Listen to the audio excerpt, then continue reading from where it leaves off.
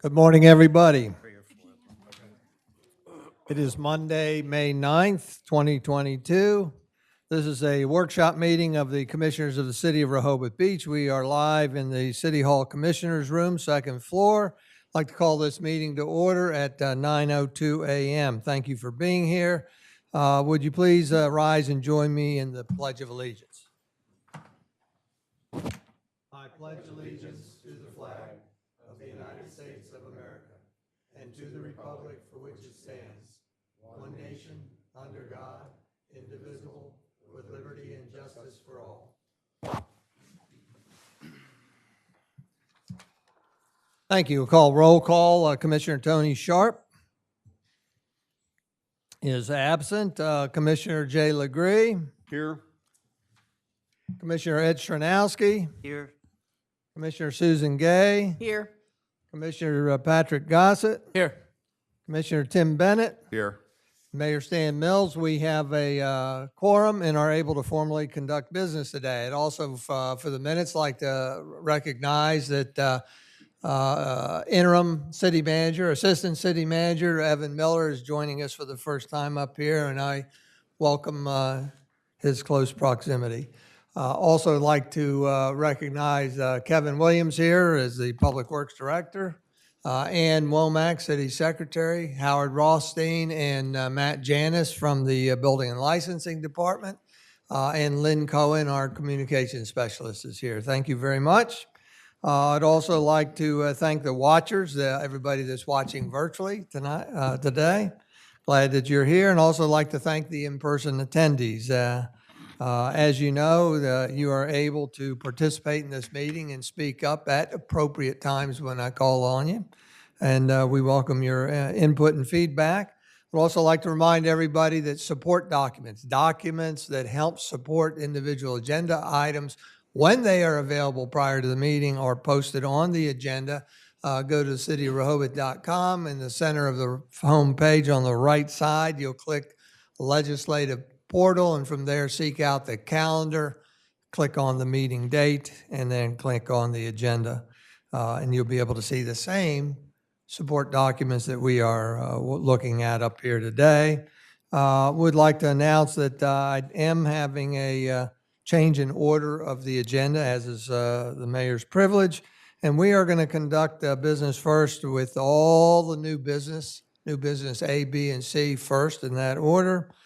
Before then turning to old business A, which is the tree topic. And from there, we'll recognize that no correspondence has been received on today's agenda. With that, we'll go to the city manager's report.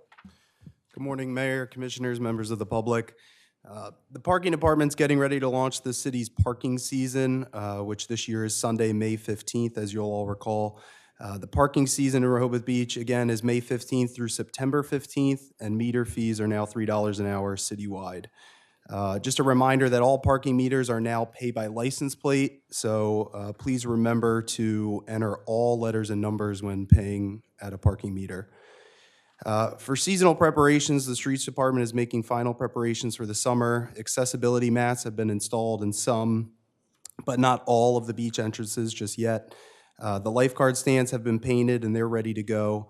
And staff continues to rake the beach every other day now and is keeping up with the seagrass as time allows. Stormwater pipe repair. The city's contractor will replace a damaged stormwater pipe on Columbia Avenue near 2nd Street today. Traffic will be impacted and a flagger will be on site to assist with traffic management. This work is expected to require only 1 day to complete.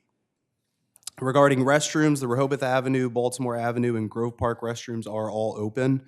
Delaware Avenue restroom is also open with the exception of the additional facilities, which are the 2 family restrooms and 7 changing rooms, which are expected to be completed by Memorial Day weekend. A brief ribbon cutting ceremony has been tentatively planned for May 27th, and then this week the staff will start working on the shower poles, foot showers, and water fountains. The city's new Rehoboth Beach Beacon Alert System is now operational, with the first alert going out last week. As of this past Friday, 1,628 people have subscribed to the service, and we encourage the public to sign up by simply texting REHOBCH to 888-777. You can then elect to sign up for email alerts as well. The police department collected 80 pounds of unwanted over-the-counter and prescription medications during National Drug Take-Back Day, which was April 30th. The event not only provides a valuable service to residents who wish to safely and conveniently dispose of unwanted medications, but it also helps the greater cause by reducing the risk that these medications will be misused or abused. And a heads up that a large crane is expected to be located in the Rehoboth Beach Museum parking lot, or the Grove Park parking lot, this Wednesday, as a new HVAC equipment is hoisted to the roof of the museum. That's all I have, Mayor. Thank you. I have as far as code red, for those that are already signed up for it, do they need to then re-sign up? They will need to re-sign up, yes, Mayor. Very good. Any questions for the city I manager? have one comment Susan? and one question. First of all, I noticed the signs up around town with the new parking season. They look great. Those really did a very quick job in getting those up. They're very visible, so thank you very much. Absolutely. And the question I have is, there was that unfortunate incident with the graffiti in the playground. And has that been clean? What's the status of that? I believe I was past there the other weekend, and it did look like it's been cleaned up, and I'm getting a head nod from Kevin that it has been cleaned up. Yep. Wonderful. Okay, thank you. One other question with regards to the new alert system. Sure. That is not, or is it limited to only Rehoboth Beach residents, or anyone is able to sign up? I believe anyone is allowed to sign up or can sign up for those alerts. And then again, they can sign up whether they would like just text messages, and email. So yes, it is open to everyone. Great, thank you. Anything, anybody else? Thank you very much, city manager. With that, we'll go to city solicitor's report. Glenn? Thank you, Mayor. Just a couple updates. First, on the Ocean Baymart case, the final brief now has been filed in the Supreme Court. So the next thing that'll probably happen is the court will schedule oral argument on that case. And then once the oral argument is done, the court will make a decision. So after several years, we're at the last step of that case. Or really at the last step of the Lingo versus Board of Adjustment case. That oral argument was held on April 27th. So the only thing we're waiting for there now is for the court to issue a decision. I think you attended that. I attended the Lingo versus Right. city. So that now is in about a 90-day period where the court will make a decision within those 90 days, and that case will be done. So that's all I have, Mayor. Any questions? Thank you very much, Glenn. With that, no committee reports have been identified. I want to let you know that some time ago I added committee reports midstream in the workshop. They were typically always during the regular meetings. I'd like to try to go back to that so that our more formal reports are just during our regular monthly meetings. With that, we're going to go to our first item of new business, which is discuss current restriction in the zoning code disallowing use of 2 abutting lots in different ownership for patio dining and whether or not to amend the code to remove such restriction. There is a support document embedded in the agenda that introduces this topic, as well as giving some options if the commissioners want to go that way. I would like to give a little preface, though, first, and that you'll recall that recently we developed and approved outdoor dining on public space. We developed a policy and procedures for authorizing outdoor dining on public space, and we completed that task. Today's discussions do not include outdoor dining on public space. It's not listed in the agenda. More recently, we reviewed patio dining on restaurant premises on private property, sometimes referred to, but on restaurant premises. Rules have been in place for decades. During COVID, I think we need to be reminded that we suspended a lot of the rules for outdoor dining on public space, but also we suspended rules for outdoor dining on private space. Also want to have a reminder that as of June 1st, those suspensions end. The June 1st is the date of the revocation for use of outdoor dining on private space, as well as on public space. You have to have new permits of compliance, new permissions, new authorities to be able to have outdoor dining on public space, but also on private space. So where are we today? We found out that the zoning code only allows for patio dining on the lot of the restaurant, not the neighboring property, if the neighboring property is in different ownership.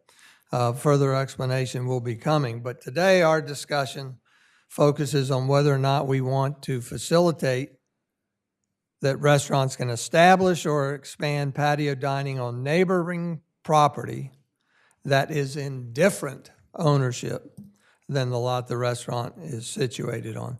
The process we'll go through today is we'll have further explanation of the zoning code disallowing this situation. We'll investigate if any amendments can be facilitated by referencing the support document that's in the agenda. And then we'll get to the commissioner discussion and then public comment on whether or not we even want to facilitate that a restaurant can extend or establish private dining, patio dining onto neighboring property if it's in different ownership. Glenn, do you want to do some further explanation on, or we can go to B&L, but on why the situation of different ownership even cropped up? Sure, Mayor, thank you. So the zoning code allows for accessory structures. A dining patio is a structure that's accessory to the restaurant. So you can have an accessory structure, but under the definition of, well, first, the code says an accessory structure has to exist on the lot that the main, so you can't, let me step back. You can't have an accessory structure on a lot without a main building. So you can't build, for example, a dining patio on a lot that's separate from the restaurant because the dining patio is accessory to the restaurant. So the accessory structure has to be on the lot of the main structure that the accessory structure is supporting. So that's the issue that we're kind of into here. We're talking about two lots that are in separate ownership. An accessory structure, a dining patio, cannot exist separate from the restaurant. So we were asked to figure out, are there options or maybe avenues the commissioners could take to allow for a dining patio to exist on a lot separate from the lot where the main structure exists, being the restaurant structure. Does that make sense? I'll tell you, I'll go through the options, but if there are questions about why a patio can't exist, on a separate lot, I'd like to address those first. Is everybody okay? Again, because it's a zoning code issue, correct? Right.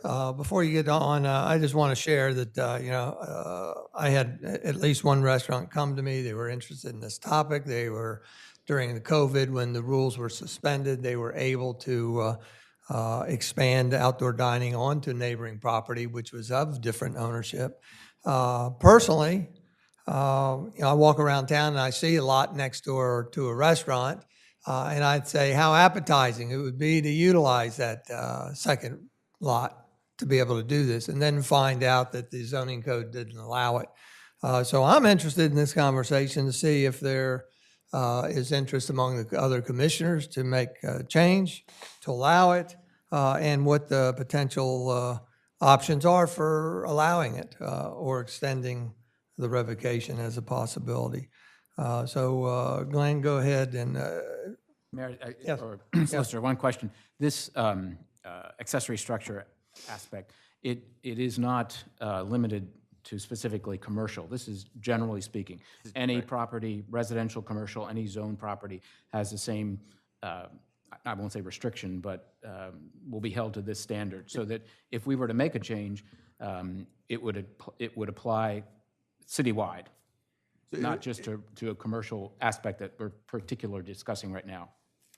Based upon the options that we're going to give you, I think that perhaps you could limit it to certain accessory structures, such as dining patios. For example, right now in the residential district, if somebody owned Lot A and a different owner owned Lot B side by side, Lot A wanted to build a residential structure, and Lot B owner said, go ahead and use my lot to build a swimming pool to support your residential use. That's not allowable because that accessory swimming pool is not allowed on separate ownership. So if you did a global change then yes, the swimming pool would be allowed, the dining patio would be allowed. But I think you could do a more limited change as to certain types of accessory structures as well. So here are the three options that we came up with. The first option would be a zoning code amendment. So section 27019 specifically addresses dining patios. So you could amend that section to allow or to make an exemption for strictly limited to dining patios, to allow dining patios to exist on property other than the restaurant property. And again, we're talking here about private property, not public property, which is what you all dealt with a month ago as to outdoor dining on public property. This is limited to private property. So that would be a zoning code. That zoning code would require, like any other zoning code amendment, notification by publication in a newspaper, a public hearing before it could be adopted, and that change made to the code. So that's first option, which is So let me interject a few things here. So what I'm hearing is if we go with that option of changing the zoning code, we can impose conditions, which I'd say we do. There is a time component on there because to do that, we have to introduce the topic, adopt a resolution to set a public hearing, conduct a public hearing, and so we're talking about a month and a half at the quickest. So there is a time component there.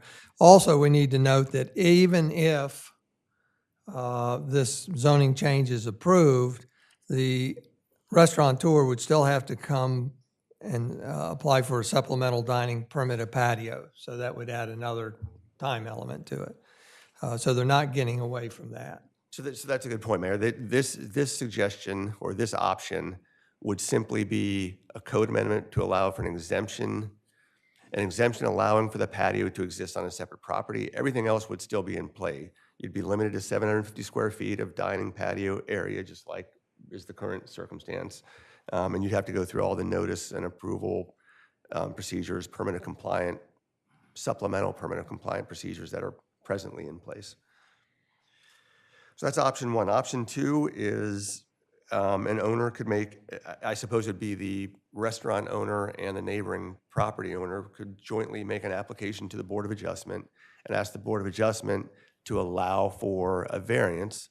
That variance would allow the accessory structure to exist on the property other than where the main structure exists.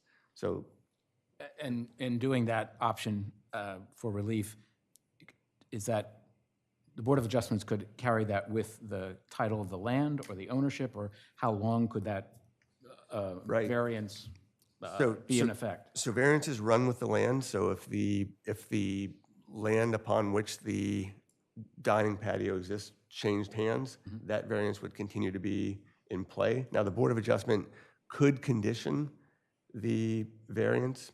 We don't typically do that in Rehoboth Beach, but it's not, it's allowable. So the Board of Adjustment could say, I'm going to allow for this patio on this separate property until the property changes hands, or until the restaurant property changes hands, or until the restaurant ceases to exist. You know, there's certain things they could condition, but again, there's nothing that the Board of Commissioners can do that would require the board to put any kinds of conditions on it. So just carrying this out for a moment to think of these different scenarios, would that then, if the property owner changes hands on the vacant land or the patio area, and the new owner doesn't want the patio, they have no option, but they have to live with the patio?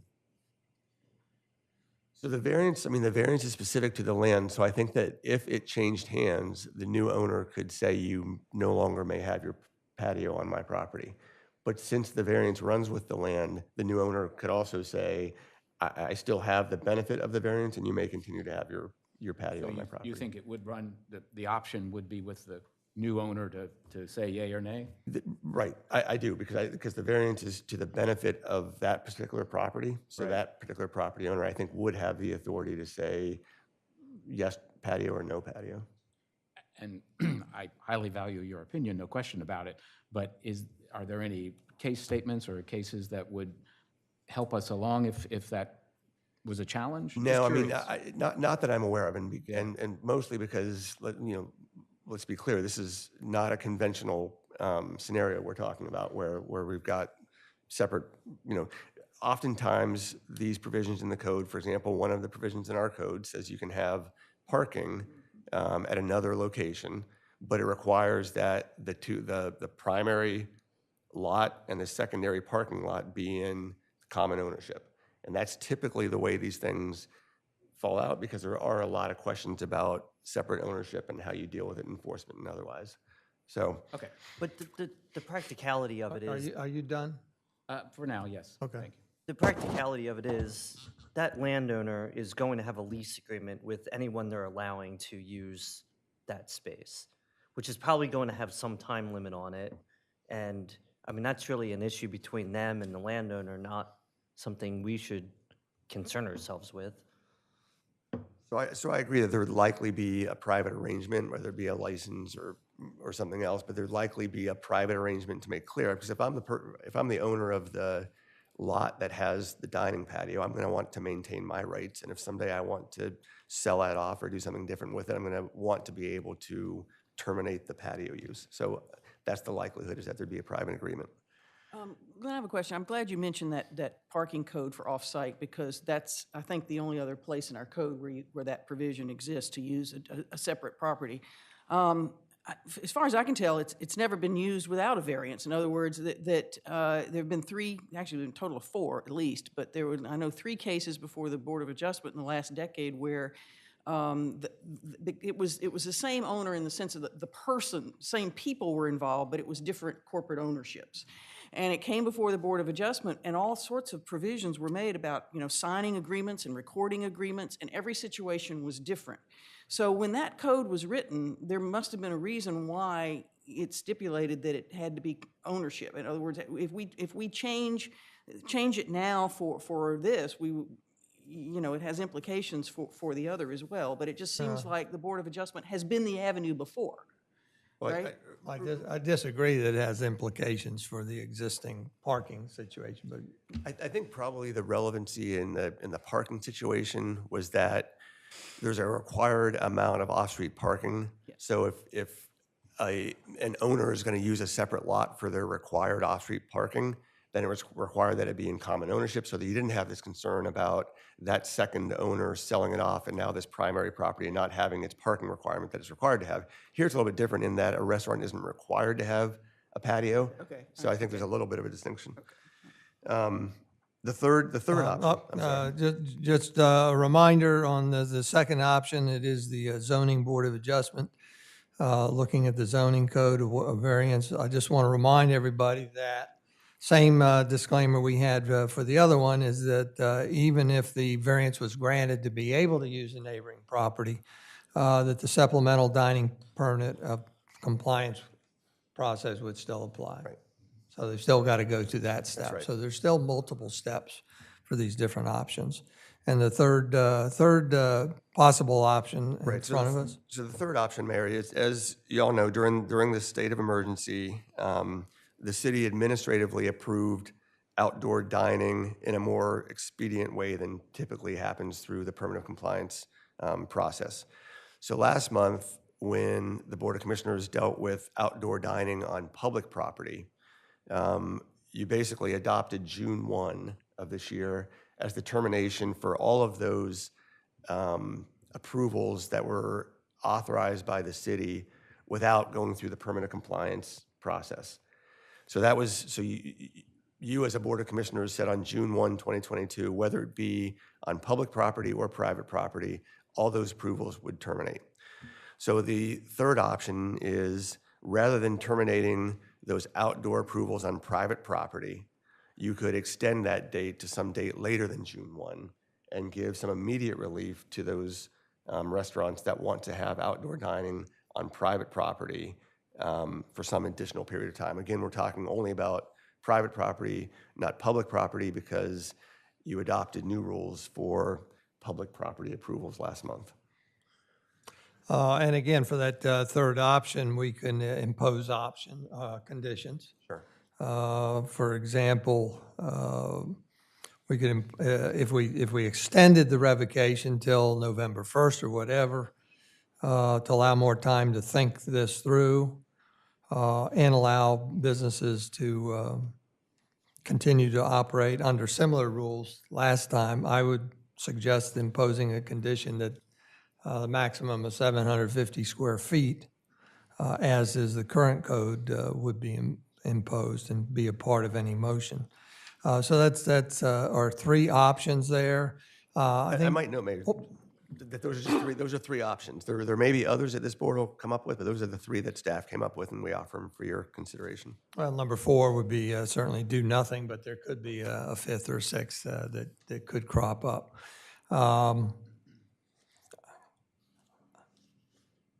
What I'd like to do now is turn it over to the commissioners to see whether we even want to facilitate such a thing. Do we want to? Because if we don't, then it ends here. And if we do, then we need to try to decide a path forward. Obviously, there is a time element to this that we want to be aware of. I have some comments, but I'll offer it to you first. Anybody? Commissioner Bennett. I have a question. Could we revoke the outdoor dining on private, or extend the date to revoke while also working on a change to the code? So it would allow the, That's what this is. no, I know, but it would be a hybrid. Right. So In other words, if we just said we were going to do the code, you just said it might take a couple of months. So if we extended the outdoor dining while also working on the code, is that an option? Sure it is. I mean, extending it would provide some element of time for the commissioners to go through a more thoughtful analysis of whether the code should be amended for a long-term fix or whether it doesn't make sense to amend the code. But yes, it would buy time for sure. Yeah, the hybrid would be very valid, I think. Well, nobody else is going to think. I would like to offer that, again, I find outdoor dining very appetizing, pun intended. Come on, at least a few groans or laughs or whatever. I do find it very appetizing, visually appetizing, as well as the opportunity to eat outside. I just think it's great. And again, looking at two properties side by side, looking at a restaurant that has a vacant lot next door, I can't visually tell whether it's private property or different ownership or the same ownership or not. So what does it matter? Obviously, there are a lot of logistics if we do this that and conditions we perhaps need to pose to allow a restaurant to establish or expand outdoor patio dining onto a neighboring property. This is not just an egg thing. I think everybody thinks it's just an egg thing. Yeah, they came to us, and this is what kind of highlighted the situation. They're so visible at the entrance to town. They've got a wonderful setup. Of course, it's bigger than the 750 square feet, I believe, because we did suspend the rules. So we're looking at, say, Egg Restaurant that has a lot next door to a different ownership. You've got Summer House Restaurant that has a vacant lot next to them of different ownership. If I were them, in this past, I'd certainly consider for one summer or 2 summers until that lot's developed, trying to utilize that space. That would possibly give me an extra 750 square feet of outdoor dining area, because Summer House doesn't have any now. You got Houston, or is it Houston White? Houston Restaurant has a lot next to them under different ownership. You've got Mariachi with a lot next door with different ownership. And in fact, I think they did use that part of that lot last year, didn't they? And then you also have on Wilmington, north side of Wilmington, you've got 3 lots. Envision this situation. Oceanside, you've got Ale House. Now go away from the ocean, you got an empty lot. Go away from the ocean, you got Breakfast Guru. The ownership of those 3 lots, from what Evan and I looked at, if we're correct, the ownership of those 3 lots is Breakfast Guru is ownership A, the empty lot is ownership B, the ownership of Ale House is ownership C. And what a shame it would be if either of those wanted to consume the lot to be able to put outdoor dining, especially if perhaps, I don't know if it's true or not, but if they were not allowed to have outdoor dining on public space. If their space was too small, this would give them an extra thing. What I'm looking at are extra opportunities for outdoor dining that fit within, I think, reasonable parameters. I don't know how anybody remembers where the Culture Pearl used to be. It used to be on Wilmington Avenue. They used to be where Breakfast Guru is. Does anybody remember if they had an outdoor dining patio? Yeah, the answer is yes, they did. And it was only on half of that vacant lot next door. But they had a wonderful outdoor dining patio, all fenced in, and I think it was even raised and boardwalk pathways. It was wonderful. Why shouldn't somebody be able to do that now? Now, I don't know if the ownership has changed since Culture Pearl there, but again, according to the Sussex County map and what I read, is those 3 lots are under different ownership. So I favor further examination of the code amendment option number 1 to change it. And that allows for, since it's a zoning change, to go in front of the public, with public hearing. But I also, at the same time, in order to allow that to happen without stagnating some of these restaurants that want to try to open outdoor spaces or establish new or expand outdoor spaces next door on property that's of different ownership, I would be a proponent for number 3. And as I said earlier, with the condition that be 750 square foot maximum. Is there any further comment before we go to public comment? Commissioner Legree? Why do we have the 750 square foot maximum? It's just something that I believe that is a condition I believe I want on there, so that we're not going all the way back to last year's situation. And I think it's fair. 750 square feet is the existing code. And if code amendment option number 1 were to go through by next year, there is a 750 square foot limit. So I'm just setting them up for that maximum criteria at this time. Do we need it? I just can't. I'm not following the logic of the 750 square feet. I'm not. It's a. What is that? 75. I agree. I agree as well. understand it. But this would allow us time, when we make a code provision, we can relook at those outdoor dining restrictions. I think the 750 is without any rationale. Same here. Just like using a lot next door is without rationale. Why do we have these restrictions without any good rationale? Well, one thing I omitted to do was want to answer that, but I didn't give city manager, building and licensing any opportunity. So I'll come back to you in a minute. As far as addressing Commissioner Legree and Commissioner Chernowski's comment on maximum size, it's a personal preference probably, because that's what we have now and that's what we will have into the future unless we take it up and make a change. But also, I think, just as a side note, I think we need to be mindful, Matt, maybe you can help us out, is that at some point, the number of seats in the establishment trigger a focus by the fire marshal and any other departments. So there may be some inherent reason for retaining the 750. I just am not prepared to address it. Do you have anything further, or you're good on that? I think I have a question. You mentioned if we continue to allow the use of it while we're considering code changes, that you would limit that to 750 square feet, because I don't think it was during COVID, right? Was this? Correct. Okay, but you would limit it to it if we That were to extend it now? That was my intent, Okay. and that is my intent, Okay. yes. Yeah. Do we know how big an average lot is? Well, 50 by 100, Yeah, 5,000. but it has a structure on it typically. I guess I also related to restaurants, say, that don't have the ability to expand on the neighbor's property or don't have the ability to expand or establish patio dining on site. I kind of relate that to those new establishments where we just gave them new opportunity to establish outdoor dining areas on public space. And there is a size limit. Even though we didn't establish a size limitation, there is based on the policy.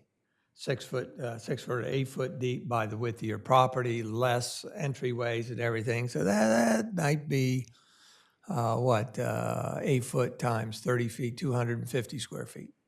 So I thought, I also believe it reasonable to retain 750 square foot maximum on private property, including if it uses a neighbor's property of different ownership. You know, I have a related question that I'd actually asked at a previous meeting, and I don't recall it being answered, but maybe a question for building and licensing, and that is that a dining patio is defined as a deck or porch, whether covered, uncovered, raised, or at grade, used in connection with a restaurant. And my question was, did it have to have a surface? In other words, could it be on the ground? Because it implies here that it can't be on the ground, that it has to be a deck or a porch. It has to have a structure under it. Oh, we did address this last time. Yeah, but I can't remember. And so hopefully your answer is the same.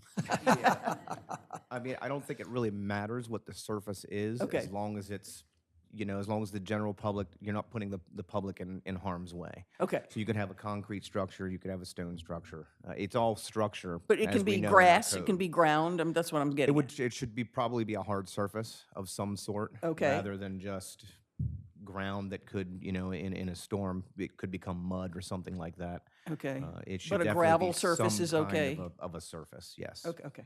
I don't know whether we want to amend it to say anything about that or not, but, Well, I think, again, path number 3 gives us the opportunity to allow businesses, restaurants to open this year with outdoor dining patios without any guarantee that anything's going to happen. But the expectation that we would be addressing that one option to change the zoning code. And with that extra time, I think, is when all these other questions should come up and be addressed. Except the 750 square feet. You want to put that back right now. Am I misunderstanding Well, you? we indicated that the size limitation would be addressed at the end of the summertime. If you want to accelerate it, that's fine. I'm willing to keep it and retain what we decided earlier, was to address size limitations on dining patios, which means on private property, till the end of summer. Okay, so essentially, I think I'm hearing you say that we're gonna go straight on as we have been. If we adopt the extension, which I'm really in favor of. If you adopt the extension imposing a condition that it be limited to 750 square feet and any other conditions that you decide. This is crazy. Go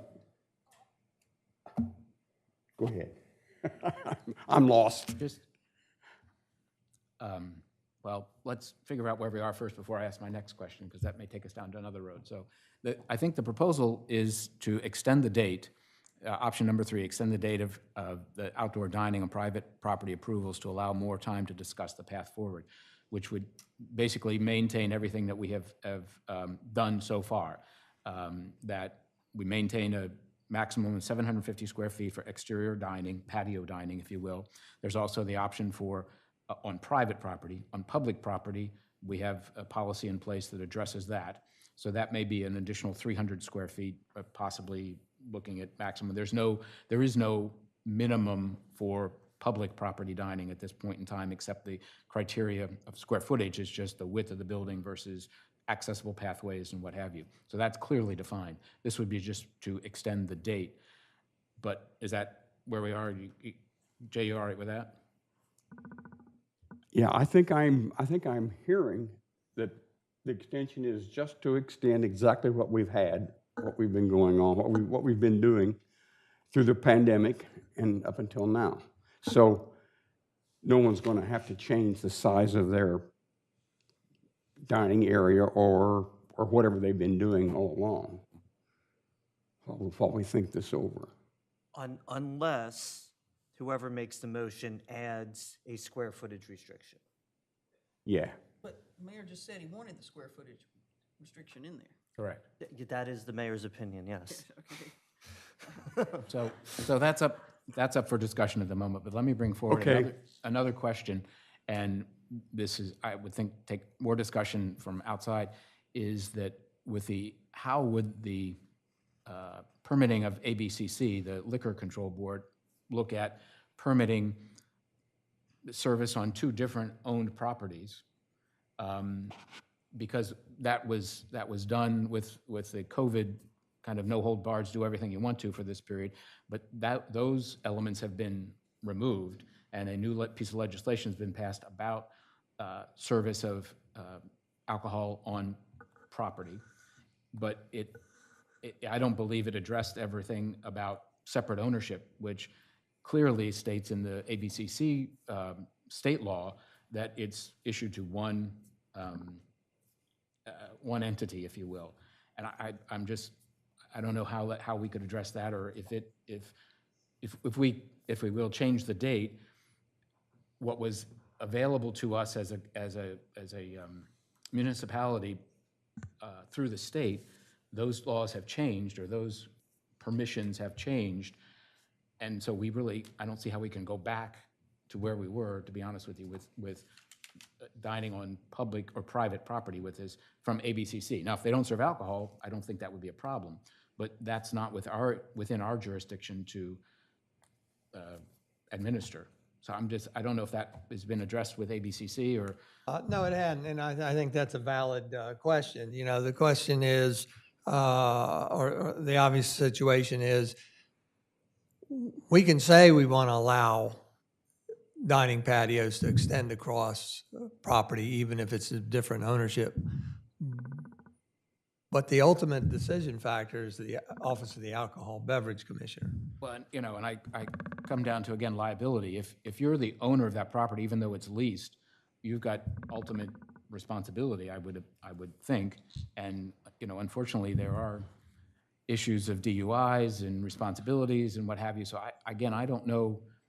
I don't have the answers to that. I'm just asking these questions, and whether ABC Commission can address those or not. But I know there are, you have to have certified bartenders, you have to have someone in control of the space, and all those issues of what has come up. And with our litigious society now, it's not, oh, well, that's just old Joe and there's no problem. It doesn't work that way anymore. So again, I think we are trying to extend and I agree to make it easier for the outdoor dining to take place, but I just don't know, and I think we need to really understand with a written opinion from ABCC as to what is allowed and what is not allowed when we look at mixed ownership and permitting of a liquor license.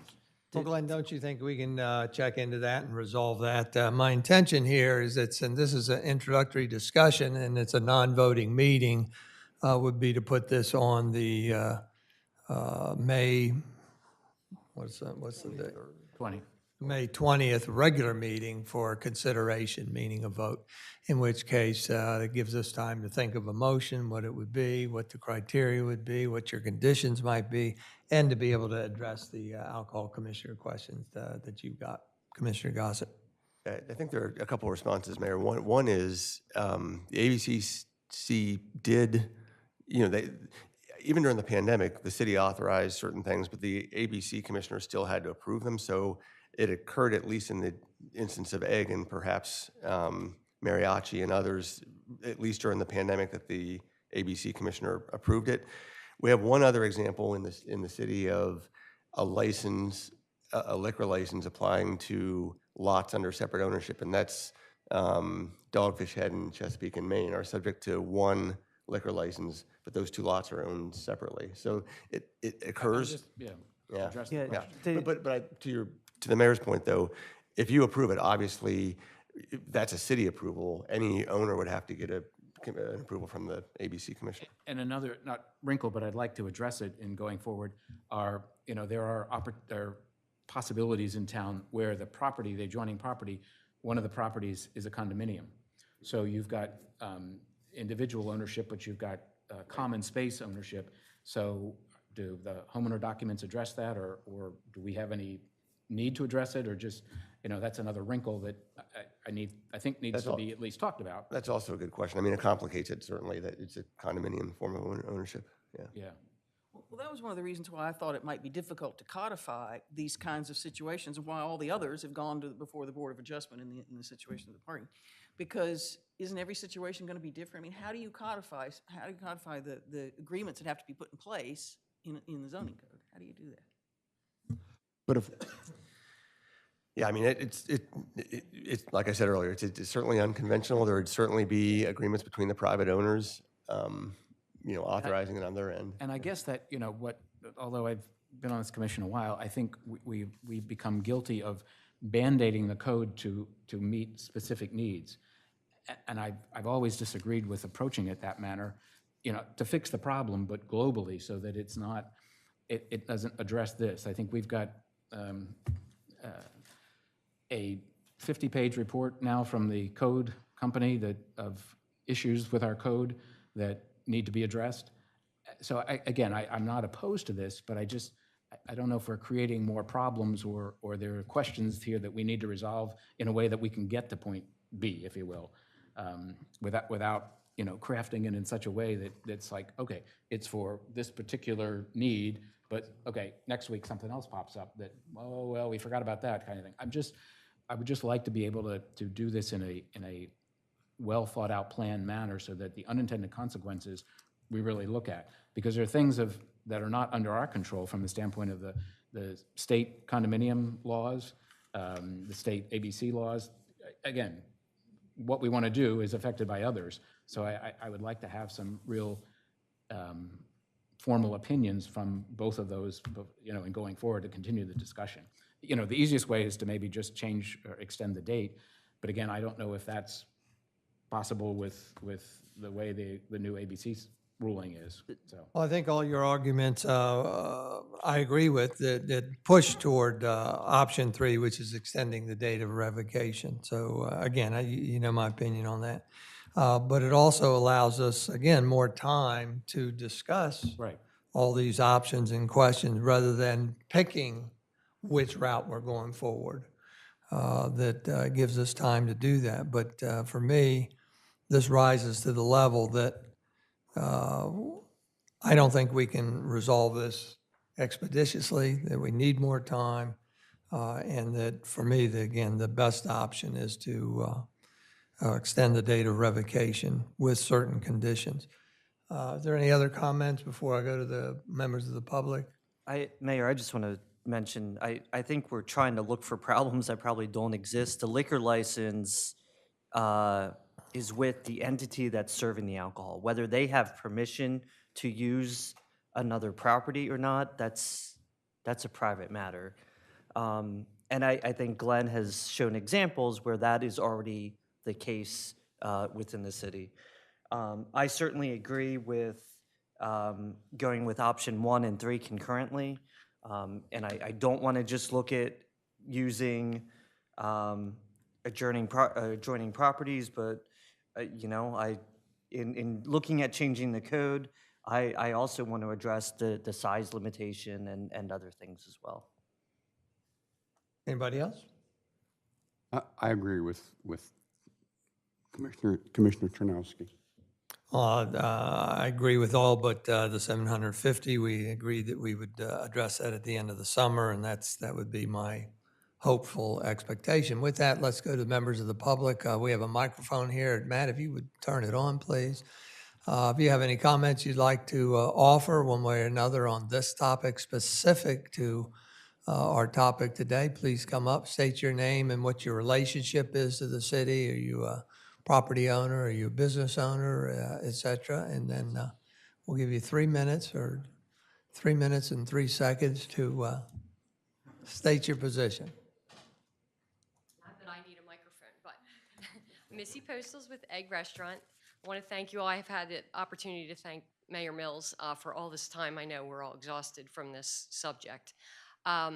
Just as far as the 750 square feet go, I get where you're coming from because it can become too large.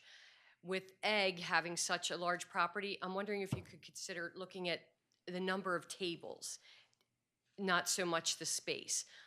I'm thinking to corral the same amount of tables into the allowable space, then you've got people on top of one another where we have the opportunity, and others may as well, to spread that out, but still the same number of seats or tables. Because in all honesty, our kitchen can't handle if we were to set up that whole parking lot cafe. Just something to think about. Thank you, Miss. Thank Thank you, you. Missy. Thank you. Anybody else?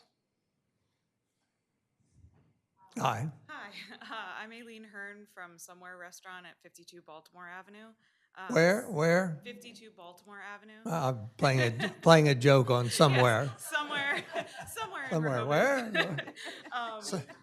So we took over from Iguana Grill last year. They had already had, we have a driveway that they had already gotten approval for during COVID to set up for dining purposes. When we took over, we set up the area to, I believe it's exactly 720 square feet, so that we could make sure we were under the current limitation. Our situation is a little bit different because we have a porch attached to our building that sort of, it's like a double problem. We've been having meetings with Matt and Howard.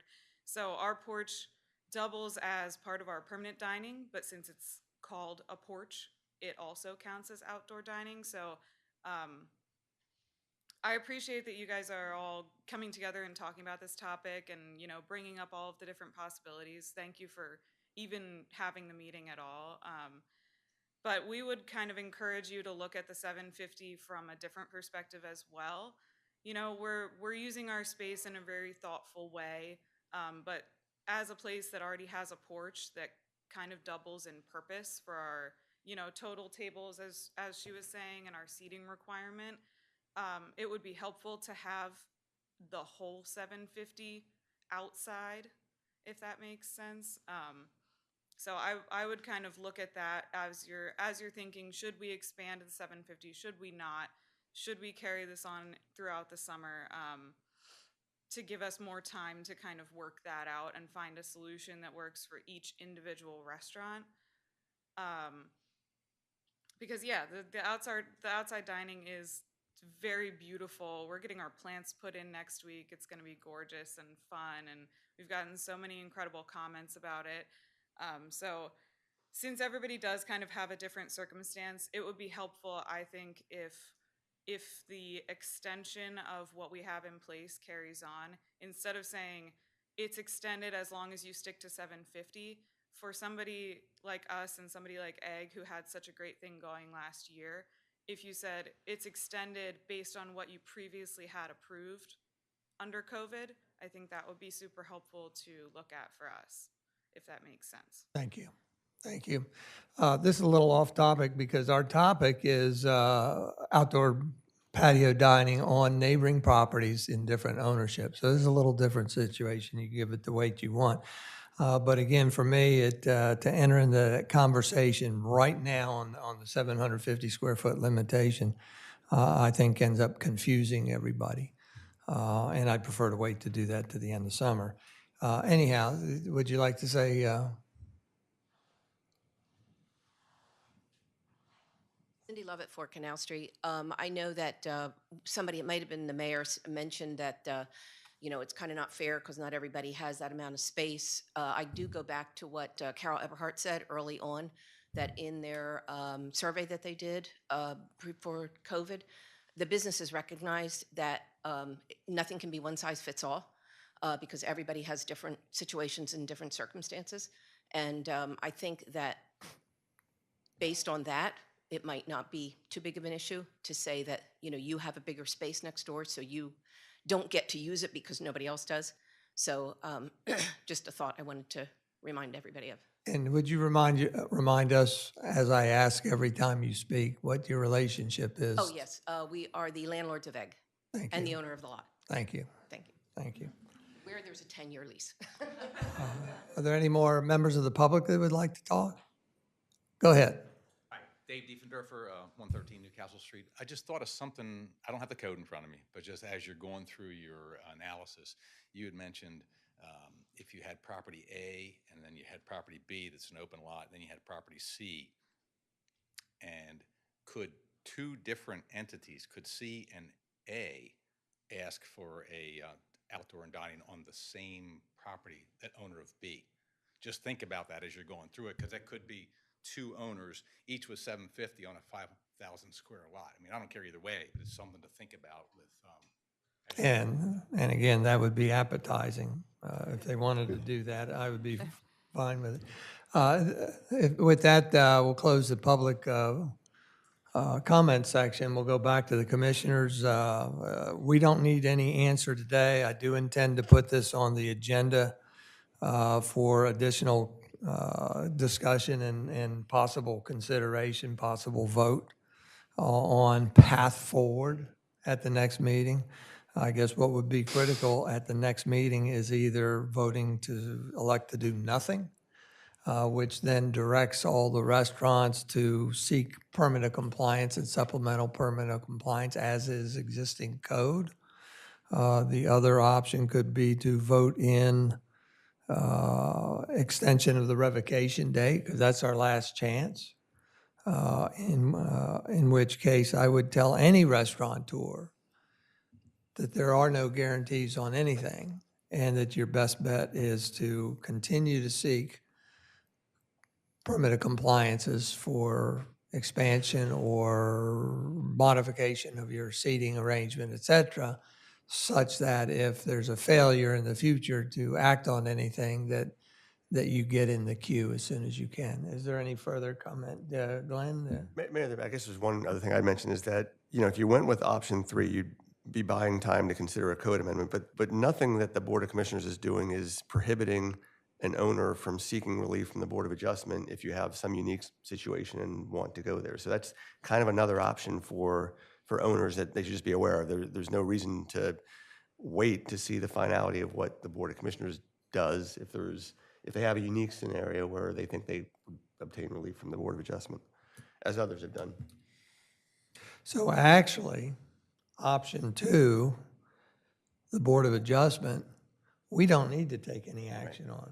These could all be done We simultaneously. would take action by inaction Yeah, yeah.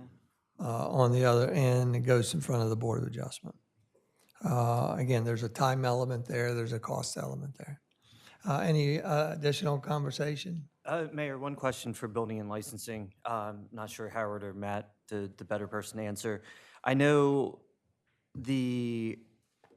under COVID, the applications on public property had very table-specific diagrams. Was the same done for private property as well? The approval was subject to a floor plan? Howard's telling me that no, it did not occur for private property. Okay. So the space was granted in the application, but not a floor plan per se? Okay. Thank you.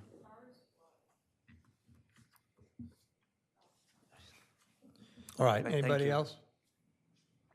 If you have any questions or something specific you want addressed before the next meeting, Patrick, we've got your notes, but if you want to put anything in writing, that would be appreciated. Thank you very much.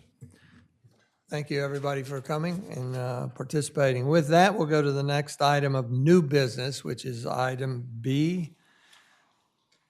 Discuss authorizing the city to submit an application for a drinking water matching planning grant, of which the city's portion would be to not exceed $25,000, and for evaluating current PFAS levels observed in the city's raw water supply and investigate treatment options if appropriate. I think we have some draft documents there, and hopefully they explain what PFAS is. I won't try to pronounce it, right? Thank you, Mayor and Commissioners, members of the public that are here today. We had an opportunity for some additional money funding that was provided through the infrastructure bill to the state revolving fund. So they've been putting out guidance as to the various pots of money that are accessible to us. So this is one that we wanted to get a kind of a jump on the state regulators, because the governor signed a bill last fall to direct Office of Drinking Water to establish new standards for criteria for PFAS, polyfluoro, whatever's. And it's currently about 70 parts per trillion, and it's going to drop to about 14. So it's a significant drop. So we're just trying to get ahead of it with this. We're going to have a consultant come on board, help us with doing some sampling, doing some analysis of our current treatment systems, and would they be effective to the level that we would need. So we've given them the notice of intent to apply for the grant. One of the things that goes along with the actual grant application is a statement or a resolution from the Board of Commissioners saying they're supportive of that. We have money in our budget, our engineering budget, to do our share because it's a 50-50 match, so we're not asking for additional money or anything. We just want the resolution of support, so when we submit our actual application to the WEAC in June, that it'll be more favorably considered. Any questions? Any questions from members of the public? Commissioner Legree, did you have a question? Yeah, this state revolving fund money has to be paid back, yes, no? This is a 50-50 matching planning grant, so we we pay- would provide half of whatever the total cost would be, up to total of $50,000, $25,000 for the city. Okay. Any members of the public? No. With that, if there's no further questions, this will be on the May 20th regular meeting agenda for a vote consideration. Next item of old business, last item of old business is new business. Thank you. Discuss authorizing the city's submitted application to the Office of Drinking Water to use the state revolving fund program to fund a project to remove lead service lines and lead joints in water mains throughout the city. Well, Kevin? Thank you, Mayor.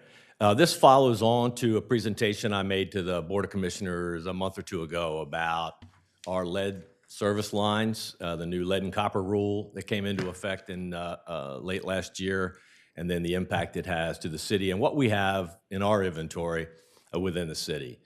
So if you'll recall, we identified that virtually all of our cast iron mains have that lead gooseneck in them. They don't necessarily qualify as truly a lead service line, but they are eligible under this program to get federal funding to remove them because it is lead in the system, and in many cases where we used to have galvanized pipe, that lead upstream from galvanized pipe can be a problem for us. So in this case, let me just jump to this real quick. I wanted to show you kind of the breakout of the additional money that's coming to the state from the infrastructure bill. The emerging contaminants, that really ties to the earlier grant application, and that a pot of money was made available for these emerging contaminants, of which those PFAS is one. So that's kind of where we're going to try to get that money. The one we're really targeting with this current resolution is this lead service line replacement pot of money, because a large portion of it, roughly half of it, has to be what I would call free money. So it's not, you don't have to borrow against it. You don't pay your interest rate back. It's it's principal forgiveness. So it does actually become, probably not the right term, but it is free money to us. We wouldn't have to match. We wouldn't have to pay interest on it. We would just be able to use that to remove some lead pipe in our system. So we've had some preliminary discussions with our water consultant, and we've put together a notice of intent that we have submitted to the Office of Drinking Water, that we intend to submit an application for a project at the June WEAC board for funding under this program. And basically what we did was we broke the city. We know where we believe we have lead pipes that have lead solder, and we know where pretty much where the lead goosenecks are. So we've broken the city into regions or zones, and this is our first attempt to go get some of that lead service line replacement money. We picked a zone that we think we could manage in a year or so, and we're putting together that project to go to the state to get part of that lead service line replacement fund. So we're putting in a project that the engineer's estimate is about $2.5 million worth of work. So that's our notice of intent was in, and now we just need to, similarly, we'd like a resolution of support from the Board of Commissioners to pursue that as a project and request funding under that pot of money from the state. Very good. Thank you, Kevin. Any questions? Commissioner Legree? What kind of a time frame do you expect on the work? So this would go to the WEAC as a list of projects in June. They would then prioritize whatever projects they get. It would go to their approval in their next meeting, which would be September. If we're approved, depending upon what funding level they give us, then we would go into design. So it would actually go into construction probably fall of 2023. Would you'd be starting the whole project then? It Correct. wouldn't be something you'd be stretching out over 5, 8 years, anything like that? In this particular case, we're targeting probably a year's worth of construction, a season's worth of construction. So it's a big, $2.5 million in a region of town, but it lets them focus in, consolidate, should save us on MOB and some of the overhead costs associated with it. And again, we want to try to do it during the off season so we don't get it. And when we get into the design, then we'll get into the specifics of can we do all that in one season or not, and does it need to wrap into the next season? Because you're going to have to, it sounds like you have to dig up every single line to change out the gooseneck. Correct. Mm-hmm. So in the case where we're also targeting the 4-inch cast iron mains, because not only are they undersized, but the 4-inch mains we've found all have lead solder. So that qualifies under the program. So we would do a full main replacement where we have the 4-inch cast iron mains. And then where we just have the goosenecks, we would do more of a point excavation. I don't know if you've seen some of the lead service programs throughout the country, but you go out and you just go down to the main, remove the gooseneck, pull a new service line in, and declare it good. In some of those, because that pavement wouldn't qualify under the lead program, so we would kind of integrate our paving program into that, so that after we go through, make those holes in the street, do a temporary patch, and then integrate that into our overall paving program. So we'll try to tie all that together, so we're not just having a patchwork of patches throughout some of the streets. Thank you. I think you know that I'd love to see us take ownership of the mains all the way to the property line, and instead of having the owner own them, but that could be another issue. One of the things we want to do that they encourage as part of the lead service program is that you offer the opportunity for the homeowner to do from the meter to the house. Because we really don't have I don't know that we have a direct way to make them do that, but we can offer incentives under our program to say, hey, our contractor's going to be on board, we can get a set rate for doing a homeowner connection or a private side connection. We can work through kind of those details to encourage them to do that, because that's the whole driving thing of the whole program is to get the entire service line replaced if there's been lead there at any time. So that would be part of that seems program. like a no-brainer to me. I wouldn't see how anybody would not want to do that. But thanks, sir. Thank you. Is there a deadline date from the feds for this to be done? There is. I believe it's 5 years. So it's a long-term program to use the money. It's either 5 or 6, and I can confirm what that is. Thank you. Anybody else? Any But our members real of- intent would be to get this one this year, be ready to go with the next one next year. I think we have a little advantage because we did get a jump on identifying where we have the lead goosenecks and lead pipe. So we're ready to spend money to get lead out of the ground as opposed to just going doing a study and finding out where it is. So we're hoping that will play in our favor with this first tranche of money they're going to issue out. And after the first year or so, we'll know how much we can do in a season, how far we can go, and then we'll know how long it'll take. Right. Thank you very much. Any members of the public, any questions? Any commissioners, further comment? If not, thank you very much, Kevin. We appreciate you coming there. With that, we are now going to go to the only business of old business. We're going to review, I'm going to condense it here, Chapter 253, trees in entirety, including the rearrangement for reformatting of the entire chapter. And we'll turn it over to Susan after I make my typical disclaimer. As you know, that this has been a challenging, ongoing topic of interest that we have, the Planning Commission has done a review and critique of it many, many, many years ago. Law Oversight Committee did something, Parks and Shade Tree Commission, I think, did it. And so there's no easy way to create a red line version that's definitive. And I think Susan's been doing an excellent job monitoring this and sponsoring it. So with that, I'll turn it over to her. Okay, thank you. First of all, Liz Lingo is supposed to be joining us by phone because she was unable to be here physically at the meeting, so I don't know what mechanism will get that started. I have a couple of introductory comments, but not many before we would want her to be available, so how IT does that is, work? IT is Liz on board? I'm here if everybody can hear me. Okay. Wonderful, thank Yes, you. ma'am. Thank you, Welcome. Liz.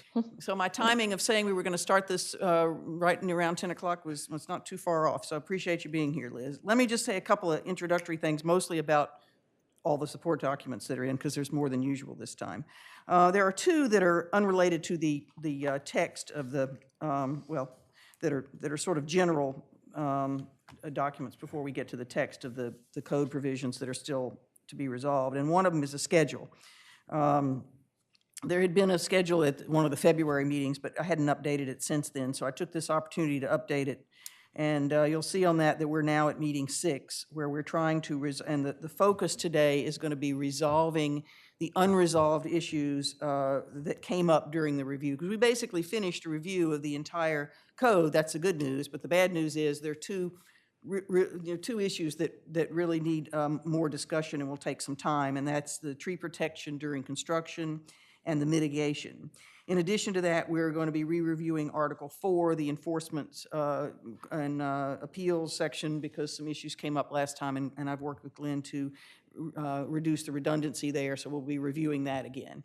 Hopefully, after that, we'll be ready to move on very soon to a review of the entire code, which would be redlined from our previous discussions.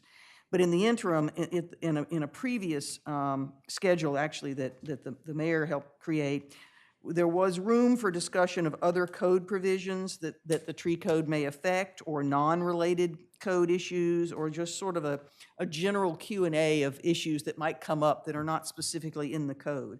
So I have put that down for a meeting 7, and frankly, if it ends up not being a lot, we could potentially combine that for timing purposes with the re-review of the entire article. So that's one option that we do have. But so what's ahead of us? We're getting there, I guess, is the bottom line here. We're seeing the light at the end of the tunnel, that if we talk about other code provisions and we review the entire chapter, we would then be ready for a vote. I did put in a public hearing because even though it's not required, the Chapter 253 is not part of the zoning code, but there's such an intense public interest in this topic that I think we've talked about having a public hearing before a final vote.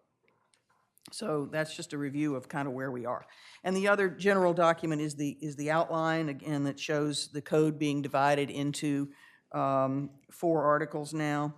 And I had presented that before, the only difference being that Article 4 now only has 3 parts instead of 4. So that's just in there for reference. So I guess I'm going to do these in order, so we'll do the Article 4 last. The main part of the discussion today, as I said, is on these 2 unresolved issues. And the way I did it was the document's about 6 pages, but I put in the draft language in the current code on tree protection during construction, and I also put in the current code in different color types. You could see the difference between the two. And then some alternatives, actually starting on line 103, number C, alternatives. I think that's really the key today, because we've already talked about the draft code, and we found it to be not adequate. And Liz had advised us that she didn't think it was adequate. So in discussions with Liz, and then in receiving just the other day a proposed language, or at least issues that she brought up back in 2019, are included here. And I guess what we want to do is go through those and just see exactly what do we want to add for tree protection that is not already there.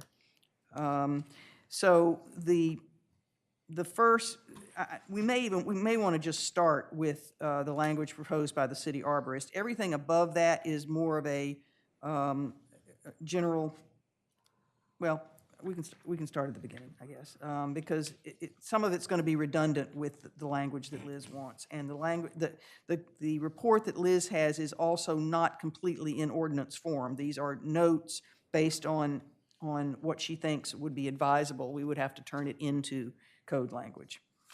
So, do you want to just start with line 103? Just so everybody's clear, re-identify which of the documents we're using by title, and then, reference by line number would be appreciated. This one on Chapter 253, Article 3, Sections 253.27 and 253.29. It is it's the 6-page document that's a support document. Very good. And number C starts on line 103. And the number one is really sort of my statement that came out of my discussions with Liz and our discussions at the last meeting, that all applications would be required to have a tree protection plan before they get a demolition permit, before they get a building permit, that they would have to have a professionally done plan by an outside arborist, and a signed contract for preservation and treatment to assure the long-term survival. That's an idea that came from Liz and is fleshed out more in the blue type down here, where she has provided her wording of how that's to be done. That's kind of a biggie. That's like a big theme within tree protection. So are lines 106 to 111 in the current code? No, these are alternatives and additional requirements. They are not currently in there to require a professional report. We would be adding that. She's on page 14 of 32. No, okay. Yeah, I'm actually looking at the printout, not the total package, but yeah. Is that page 14? Okay. Yeah, line 103. Liz, at line 122, Liz goes into details about how that report would be done. So lines 106 to 111 is just the provision for this in the code. Liz goes into details by saying what the report must include, that it must summarize inventory data, provide information regarding hazard trees, tree maintenance, suitability for preservation, identifying trees that are going to be protected. That's the first requirement. I guess one question I had for Liz is that you have in your suggestion here, Liz, at line 131, in addition, elevation and plan drawings of the proposed tree encroachments can be provided, and a qualified horticulturist, arborist, or landscape architect should complete the report. Do we want to make those mandatory? Like you said, I did this in 2019, so I'm not 100% sure I remember why. I definitely bolded them because it was a question. Right. And that's why we even cut a little bit of slack there. It wasn't just a certified arborist, right? Anybody in the landscape industry can meet those qualifications, that knows what they're doing, can do this report.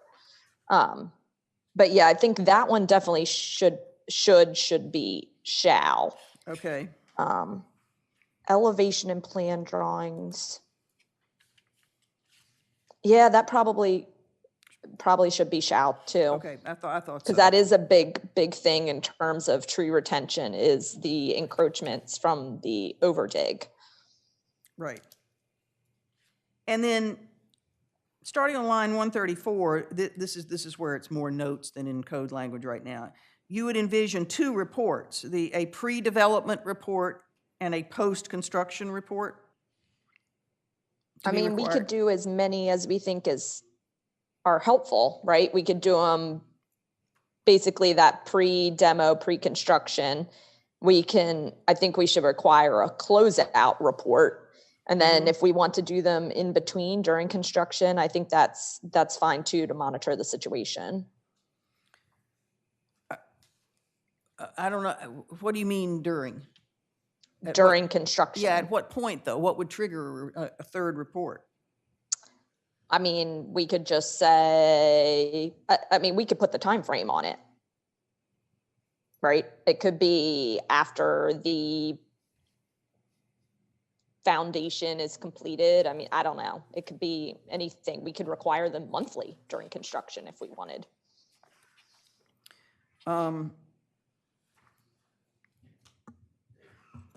Okay. I'm assuming the post-construction report would be before the certificate of occupancy is given?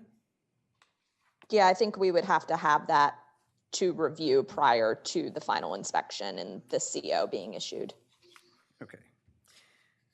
So I guess I'll open it up then for discussion about what we think of this, the requirement for this kind of protection plan, the report, and all the work that goes into to assuring. It seems like a lot of work and a lot of requirements, and have we reached out to a landscape company, builders, to get feedback from them at all? I'll turn that back to Liz. I used to do this all the time in my old job. It's a little bit of work, but honestly, most of them are kind of doing some semblance of this to begin with. There's not a house that gets built where a tree contractor doesn't go out and it kind of do this as a walkthrough to begin with. So what we're doing is kind of formalizing the process and making them submit it to us. So it is more work for sure. But if we are serious about preservation, this and the level of tree removal during construction, new construction especially, something like this has to happen. So, but I've mentioned it to a couple of tree contractors, and it'll be more work for them, but it'll be more paid work. So I don't think they would be too upset at the prospect. Liz, let me ask one other question. So the post-construction report, I mean, how is that any different than you doing your final inspection? Because what they're going to provide both to the city and the client is how did the trees, because remember, I go out right after demolition and for like a tree permit, right? I don't go out again until the end of construction.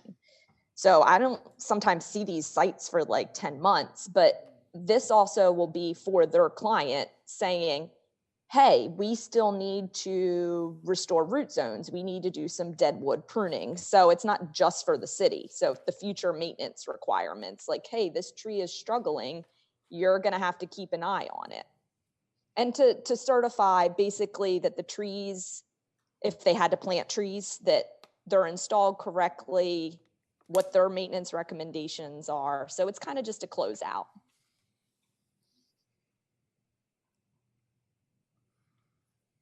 Okay.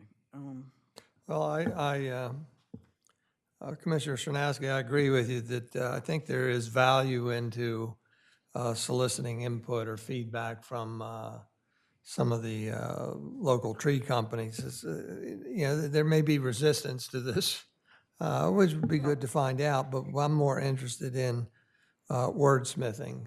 Yeah, well, that's, again, these were Liz's ideas that came out, and that's why if we want to put in a third step of during construction, we'd have to add that. But yes, if we want to go this route, then these will be put into formal language. We're trying to decide what we want to do right now. Let me share with you real quick.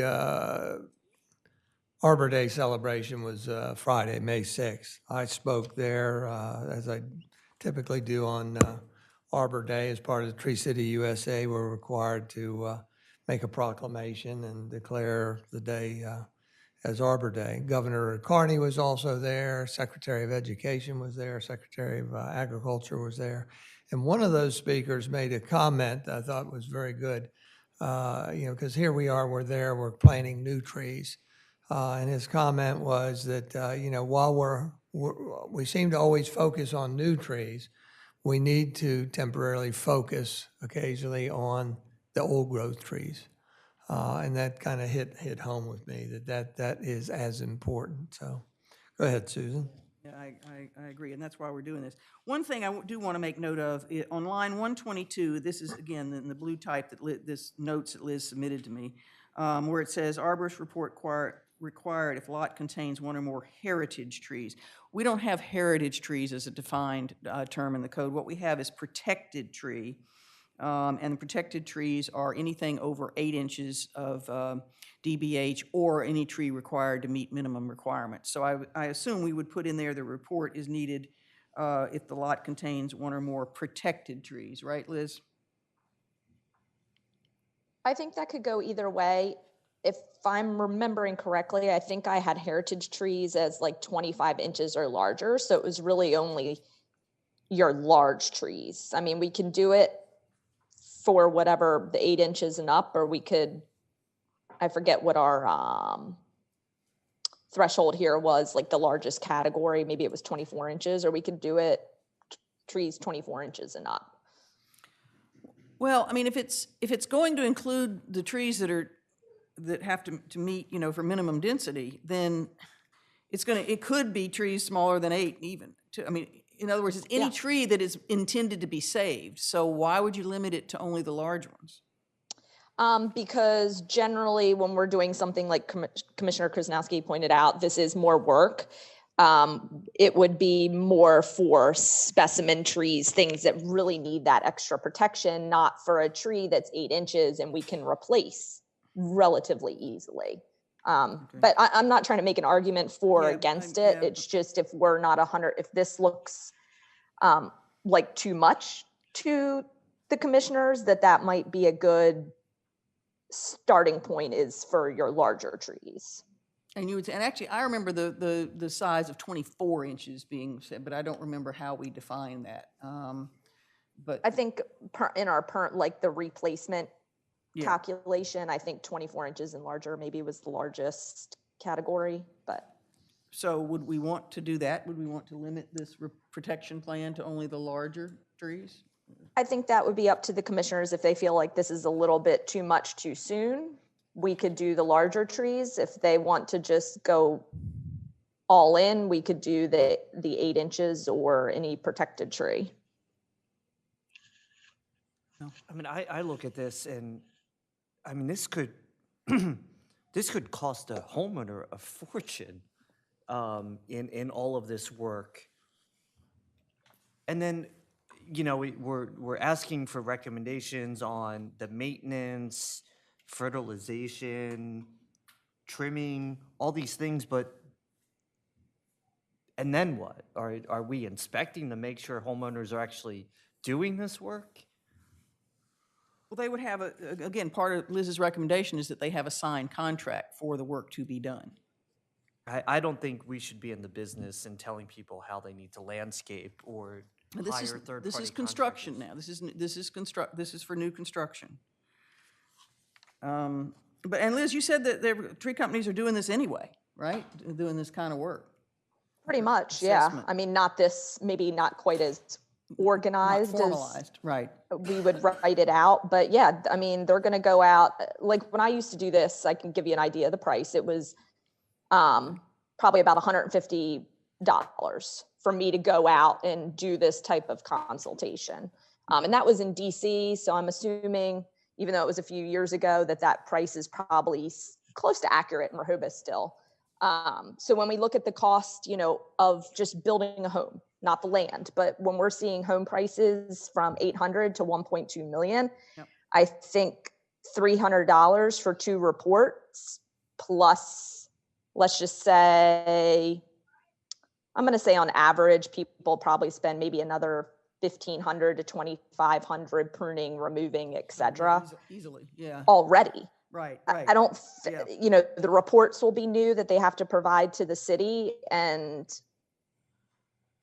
other than that, it shouldn't represent much of an increased cost. In fact, I can argue that if we do this and they actually follow recommendations, that in the long term, the homeowners will save money, because the most costly thing is removing a large tree. Yeah. Not pruning it, not fertilizing it, not a $30 soil test. Right.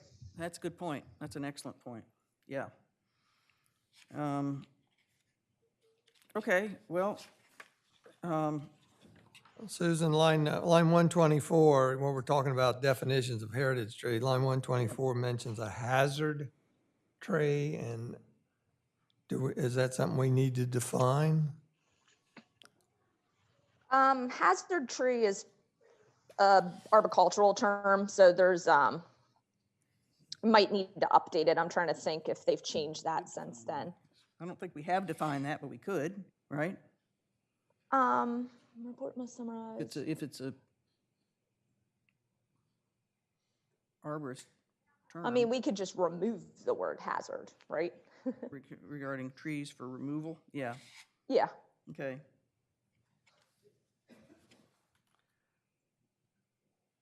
Liz, can I ask you a question? What is currently done?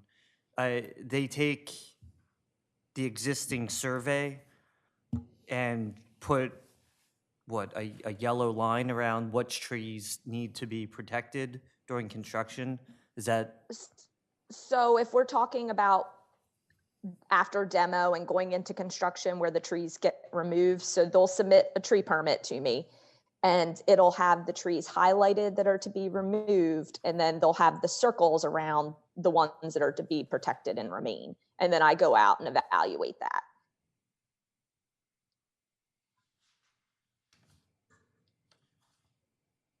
But sometimes that doesn't hold up because they're not well protected or they're not well managed during the process. Yeah, I mean, the big thing about preserving trees during construction is you have to do it before the construction starts. Right. And a lot of times people don't realize, I mean, this happened in my last job all the time. You get called out and the damage is already done, and there's only so much you can do to mitigate it after the fact, and it's twice as expensive. So if you do it preemptively, you have a lot more tools in your tool belt, and it's a lot more affordable than saying, oh no, the tree is dying because we ripped all its roots out. 6 months ago, had we done this one root treatment for $250, we wouldn't be dealing with this. Right. Yeah. Well, I'd like to, I mean, since we've talked so much and Liz has made such a strong point about protection, then, and given the statement that was made at Arbor Day the other day about focusing on big trees, I'd like to see this in there. So I'd like to sort of move forward with putting the language in. One thing I'm a little uncertain about is how, is if we put a third step in there. In other words, you've got pre-development, you've got post-construction, and Liz is suggesting one in the middle of the process, but I don't know exactly what that would be. Or when that would be, or what the trigger would be. I think we could look at some of the existing inspections for the new home construction process and figure out a good time frame in Okay, there. so match it if we up wanted with, to add a third.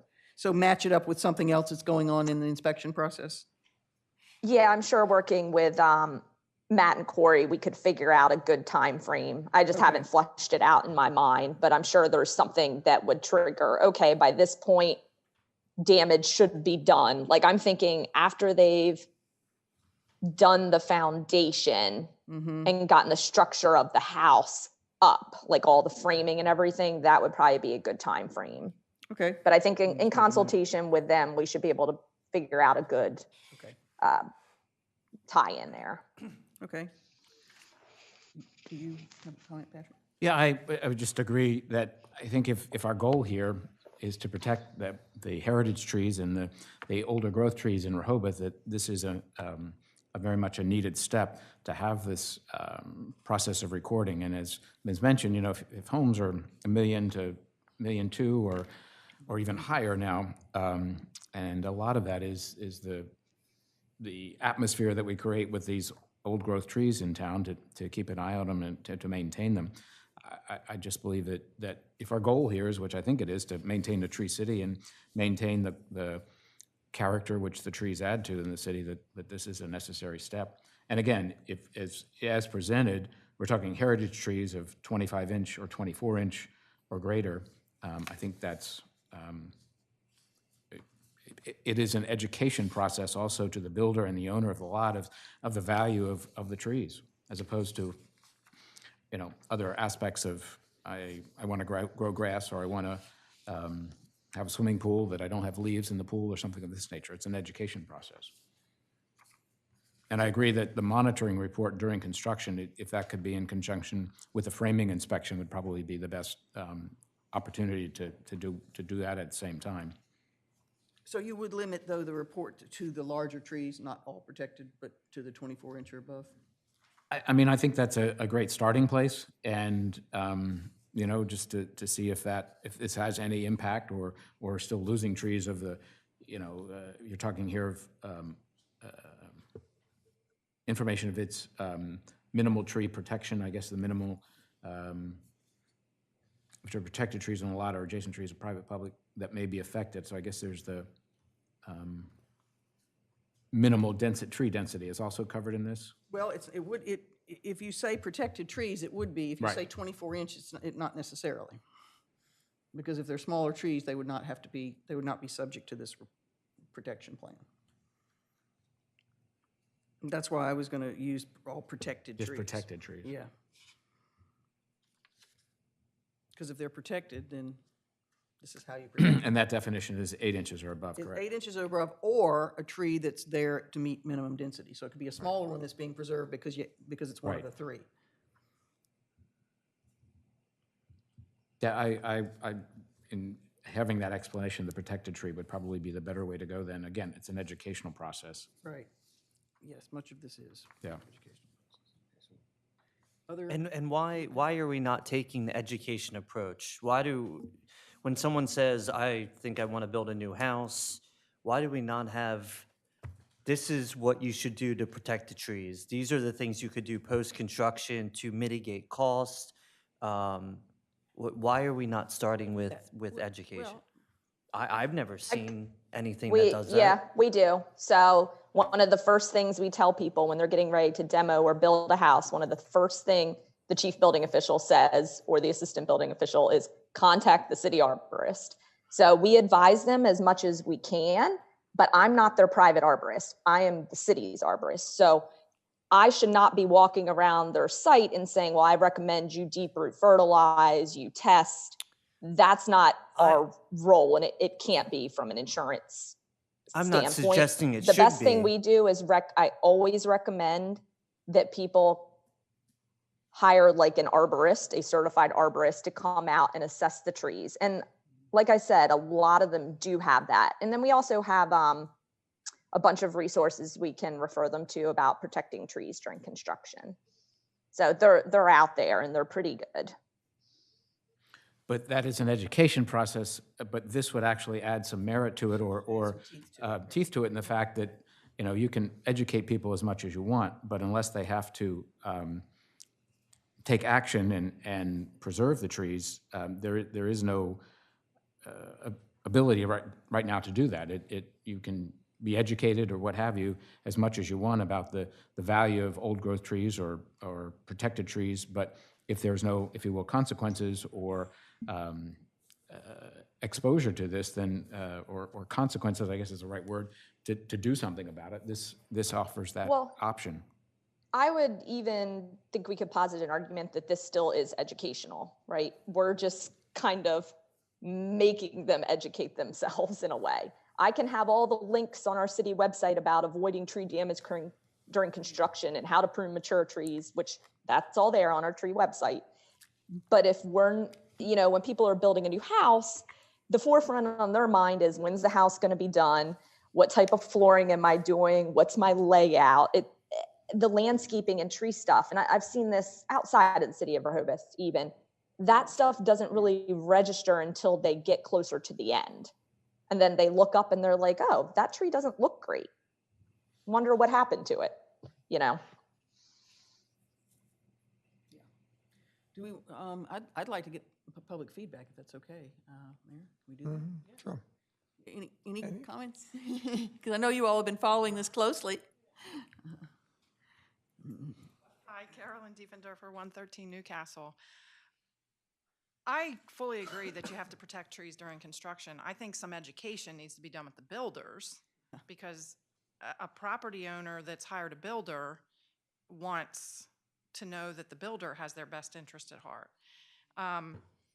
I like the idea of these extra reports, though, being on maybe the larger trees, the heritage trees, for example. You know, if you've got a lot of smaller trees,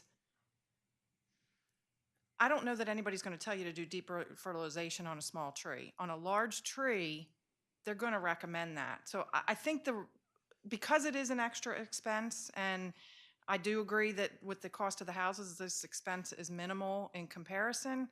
But I think if we focus on the larger trees, because those are the ones that took so long to get to their size, that's probably a good place to start. You know, and there is a cost to the homeowner, not just in removing the tree, but in what they have to replace the tree with. Right, yeah. So those large trees, I think there's a lot of benefit in what you can do to help keep those trees alive, and I think that's where the reports should focus. Okay, thank you, appreciate that. If we're done talking about the report part of it, I want to back up to the other big element of the protection alternatives or additional requirements that may very well be controversial, but we've talked about it before, and we just need to resolve it. And that is beginning on line 113. And those items 2 and 3 are actually related, so lines 113 to 118.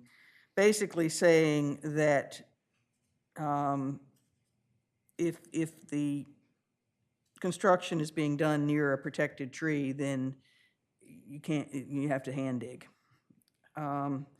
So we've talked about it. I don't know whether we want to require that. But basically. What wait, is the, Commissioner, what exactly just- is the necessary permit? Liz, what's your input on this? Oh, sorry, I was going to interrupt about, it's not necessarily just hand dig, right? We typically, you could do an air spade as well, which is an air compressor with a gun that blows all the dirt out of the way so that the roots can then be cleanly pruned by hand, or things can be tunneled underneath them, depending on what you're doing. Right, okay, so there are alternatives to hand, and I don't know whether we would put the methods that are allowed, or just to say that the way it is here, that no grading, demolition, trenching that may adversely affect trees may proceed, and that any alterations must be accomplished without mechanized equipment. Whoa, that's. Made of, I don't know where this came from, made of organic. Best practices, you can add something about that. Yeah. That would bring in the air spade, or, because there are mechanical walk behind root pruners, trenchers, and we used to use those in my last job. And so they would cut the roots, and then I would have my staff go back and we would clean up the cuts with a chainsaw or a handsaw or something. So it just depended on the job site on what those specifications required. That's a big change. I mean, you're adding a lot of cost to. Yeah, I mean, to that's it. where the additional cost A is lot gonna of come in, cost right? and even time constraints There's are doubled, tripled So, for something right. like that. 1, 2, and 3. Are these are additions? These are not currently in the code? That's correct. So 1 is basically just my summary wording, and then Liz provided more detail. That was the report we just talked about. Then 2 and 3 are things that we have talked about before, but not resolved, and would be, they're sort of, I guess, Liz, correct me if I'm wrong, that's kind of like the ultimate in tree protection, right? Is to how the grading and the trenching and all that is done on the property. And I guess the question is, do we want to, because otherwise there are going to be trees that are lost because they're in the way, right? Yeah, there are cities that have stuff like that where you can't dig in the tree root zone at all without a permit. I don't know if they go so far as to ban mechanized equipment more than just have specific requirements, whether it's the walk behind trencher, hand digging, air spade. But it is, you can, I mean, depending on what we're really talking about, you can get into intense work with this type of stuff. I mean, it's one thing to like dig and hand dig in one area, which some of the builders do already. If they're, say, putting in a front porch and it's a few feet from a tree, I know there are builders that do hand dig that already. Yeah. But that would be more of a rarity than a commonality. Mm-hmm.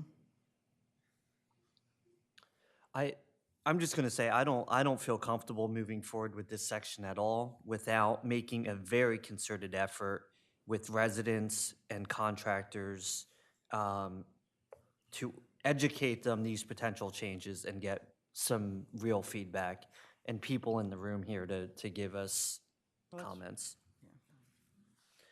Because these changes and we are on the, embedded in the agenda, but I don't know that we've made a concerted effort to know these types of changes that we're considering and the potential cost impact it's going to have for residents. Well, these are the kinds of things that have come up in our discussions, and that's why they're here, is to try to reach a resolution on them so that we can move forward to have something to get public feedback on.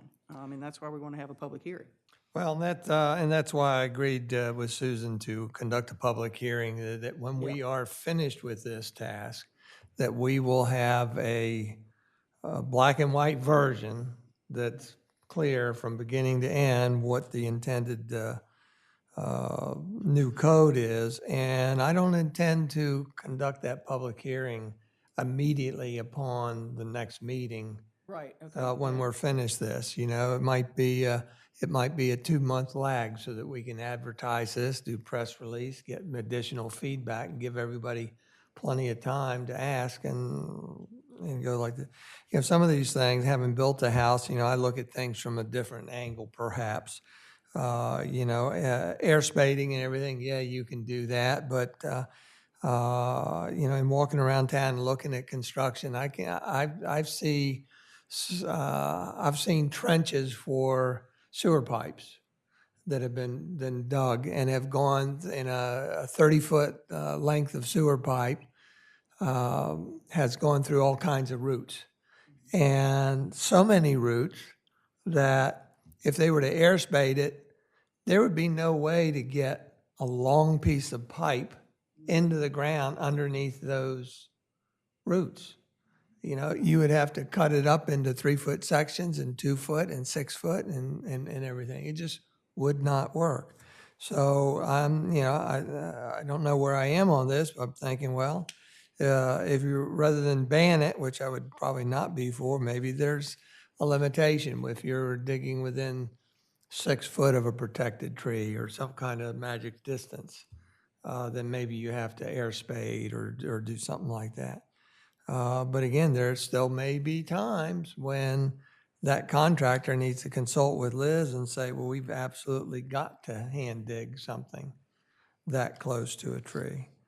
So I just want to make sure we think of all the ramifications. That's why I want to have this out there with enough time that not just the landscapers and the arborists can give us feedback, but also builders.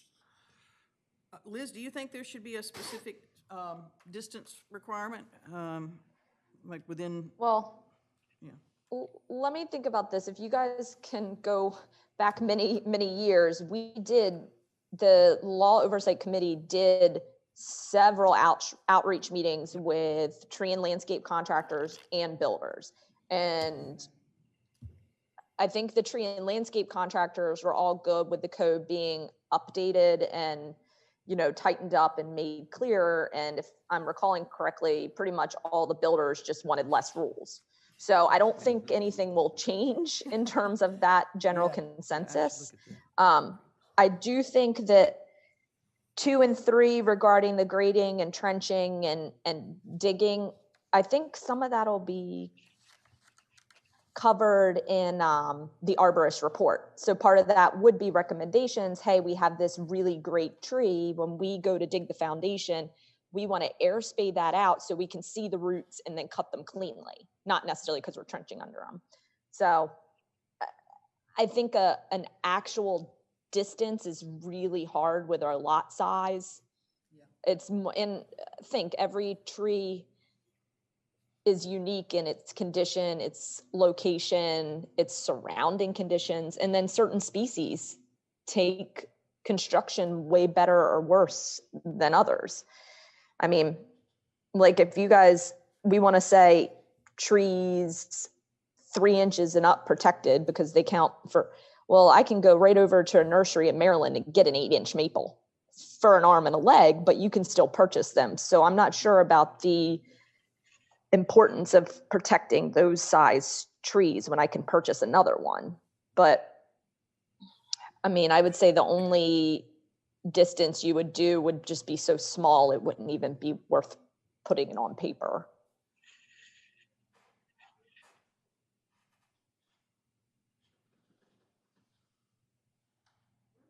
So how do we want to do this section?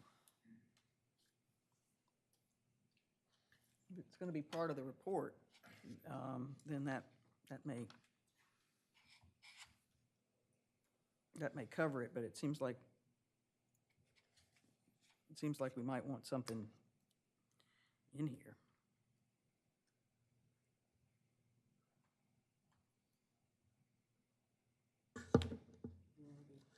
I don't know. I guess maybe take the route of requiring it in a report. Now that means there's no dictate. Right, but I mean, it sounds like Liz is saying that, you know, the professionals that are looking at this would include the right protection if it's. But again, it's only a suggestion, not a requirement then, right? Well, it is, no, it's a requirement if it's in the report, right, Liz? I mean, what's in the report is what they've agreed to do. Well, and that's gonna be subject to the city's approval, which it doesn't say on here, but you're not just giving me a report and saying, hey, we're just gonna like dump some buckets of water on this tree and call it a day. Mm-hmm. That, I think I even wrote in there mulching and root pruning. Right. This will have to be okay by the city. By giving them the leeway and who can do the report and not requiring a certified arborist, we have to have that layer of review and approval. Right. Well, here you've got the criteria in black and white on lines 113 to 118. So it seems to me if you take it out of there and put it in the report, it's Right, kind yeah, of a that's what I'm saying. veiled way Yeah. of presenting a requirement. I'd rather be blunt about it. If we're going to do it, put it in there so that it's black and white. Well, unfortunately, when we're dealing with living things like this with trees, nothing really is black and white, right? And that's why there was a city in Maryland that had similar to what number 2 and 3 here is. You had to get a permit, and it pretty much led to their. It was looked at as too, and this is years ago, but it was looked at as too heavy-handed and too difficult to enforce because we can't stand there all day and make sure they're following this, right? I mean, as soon as you turn your back, they're going to be in there with digging things out with a trencher. So it has to be something that we really can monitor and enforce. And I don't know if we really can with 2 and 3.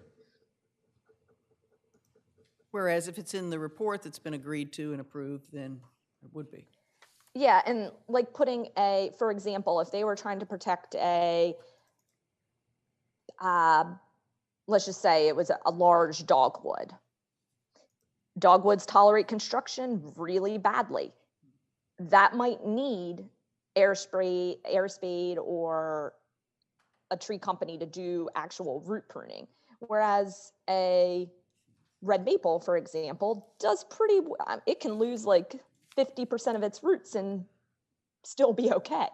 So there is some give and take in there. And that's why you have to have qualified people looking at this. And we can't just put, if digging is within 10 feet, must be air spade, because it's just not always appropriate, because it is more work and more costs when something else might be okay. Why wouldn't we then just leave 2 in there? Because it basically says that no trenching or other activity which may adversely affect trees in the zone will proceed prior to approval and issuance of the necessary. So then then it's up to Liz to approve the report and take into account the differences for different types of trees. Well, again, I come back to what is the necessary permit. Nobody's identified for that. That to me looks like it's a whole new permit. Like anytime you're digging So in a that tree needs to root be zone. articulated Okay. because it's Yeah. not in there again. I'll tell you, I just want to share with you, this is very challenging for me, how far we go in protection of trees. I'm a tree hugger, absolutely. I went to extraordinary measures on my own house to protect the trees the best I can. I required hand digging of all the piers, not the foundations because they were linear, but the piers. Such that I didn't want mechanical digging in a linear fashion to connect all the different foundations. And yet, what do you do when you require air spading and you have uncovered roots entering and going through your footers for your piers? Do you then have the footing inspection say that you've got to move those to the left or to the right? So you could almost dig every hole twice or 3 times to be able to do it. So I'm just sharing with you, this is a challenging product. Well, Mayor, how I would see that happening if you expose those roots, that allows the arborist to make an informed decision on this is how we do it in the city. If we have root conflicts, if they're over a certain size, I tell the public works guys to contact me. So all that does is allow you to see the roots and make an informed decision on what roots you're cutting and how to cut them cleanly. And if it comes out that all the roots on a specific tree have to be cut, then maybe that tree then becomes a candidate for removal rather than pruning the roots haphazardly and it becomes a hazard and we don't even know about it. So it's a lot of times about information rather than rerouting things.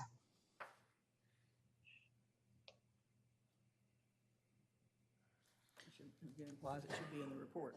Yeah, which That's really the. having this report then would give you the ability to formally talk to and inform the homeowner, the builder, the arborist, if you will.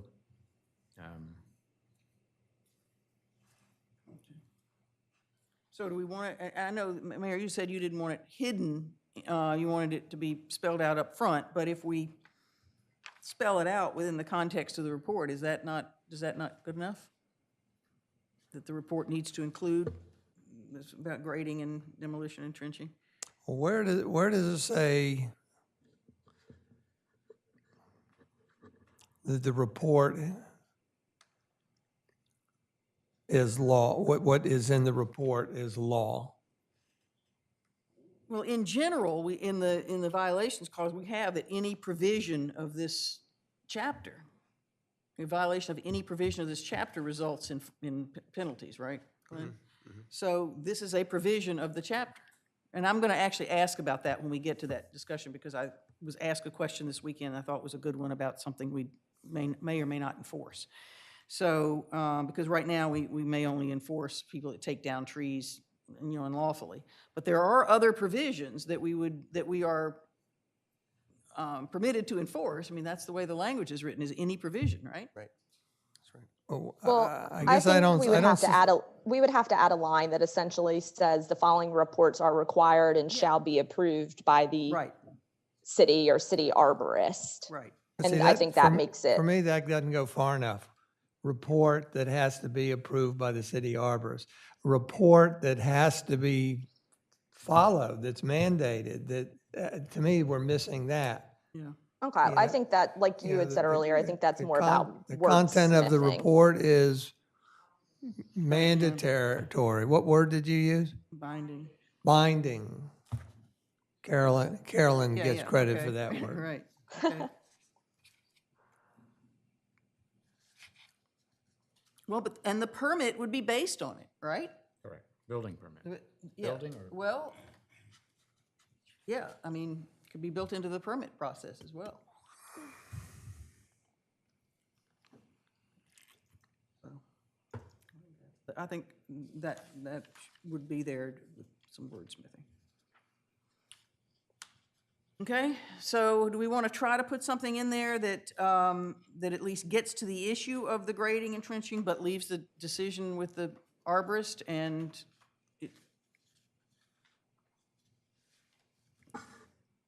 does not necessarily require without mechanized equipment. Take that out.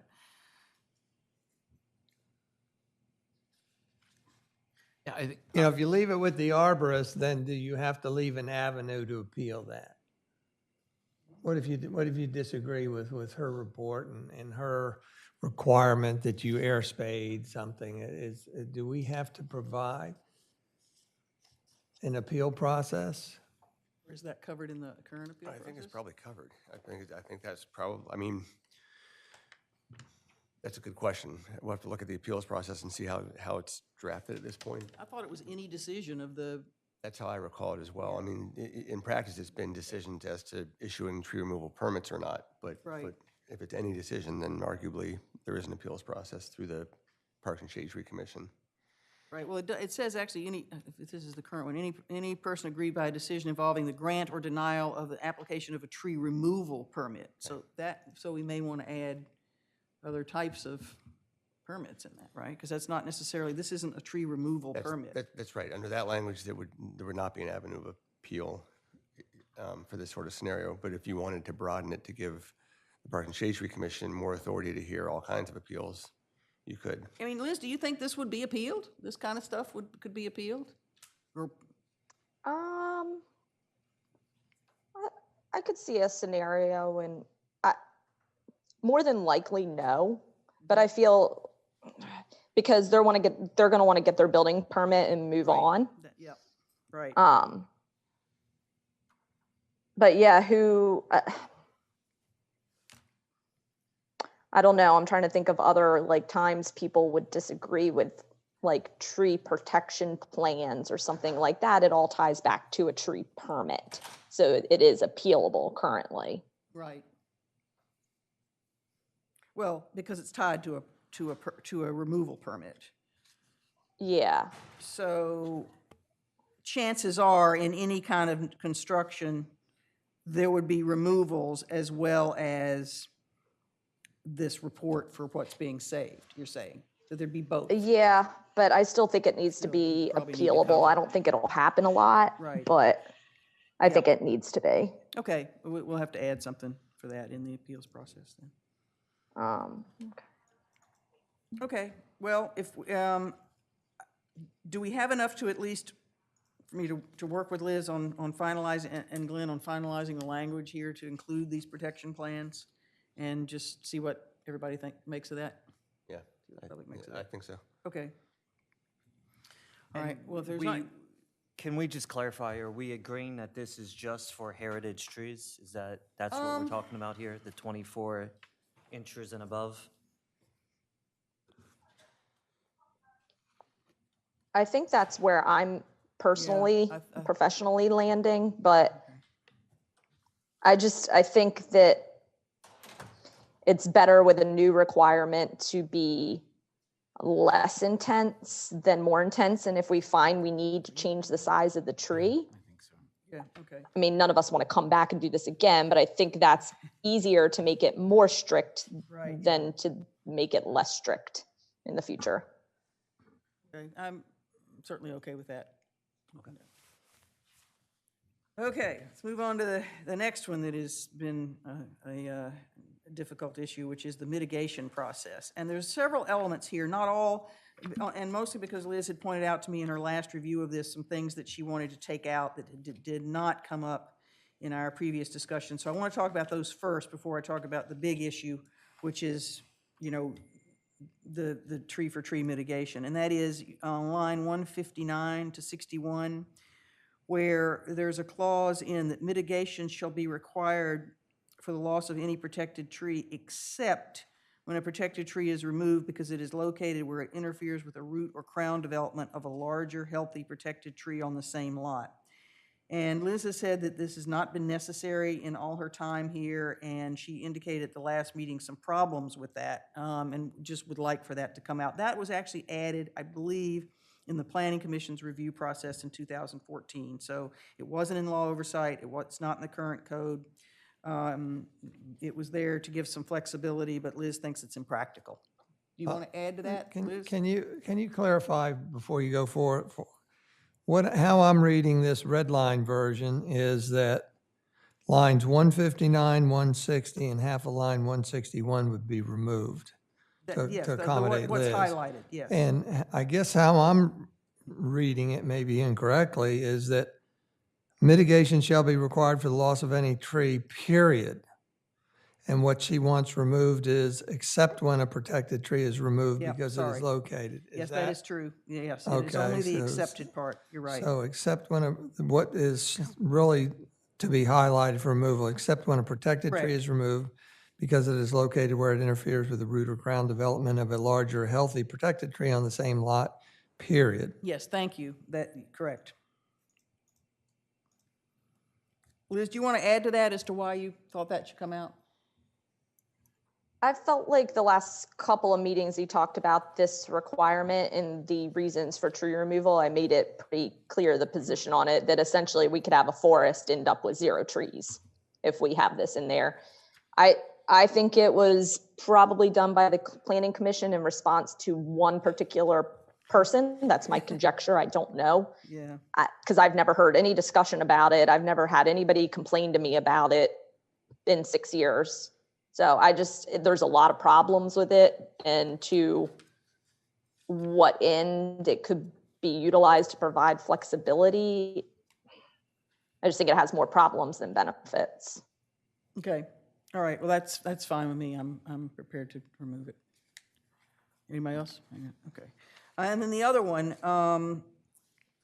that you had said you wanted to, I think you said you wanted to take it out, and I'd like to hear more about this because I don't totally understand it, is starting on part of line 180 and going to 182, that where it says the property owner shall submit to an on-site inspection of planted and preserved trees 12 months after the approval of a tree plan or tree removal permit.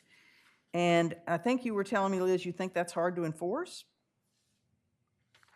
It's been one of my complaints for like the last 5 years. It's not that I don't think we should be doing the inspection. It's just that people do not call for them. And then when I do them, right now we're at about and this is not related to new construction because those are, Right. They don't get their CO. So it's completely off of that. But about 1/3 of them don't plant the trees.